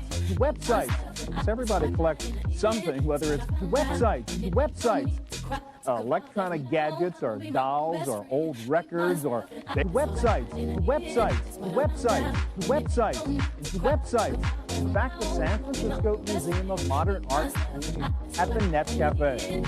Websites at the Net Cafe. Website at the Net Cafe. Websites. In fact, website at the Net Cafe. Net Cafe. Electronic gadgets or in fact the San Francisco Museum of at the Net Cafe. At the Net Cafe. At the Net Cafe. At the Net Cafe. Net Cafe is made possible. It is in the holes. It's a computer concept. I started learning how to program. I sat down on a key punch just like this. You type your data in, a card would go through and punch holes. It's a holes. It's holes. It's holes. We're getting something. Holes. It's a computer concept, not a human concept. Holes. It's a holes. It's holes.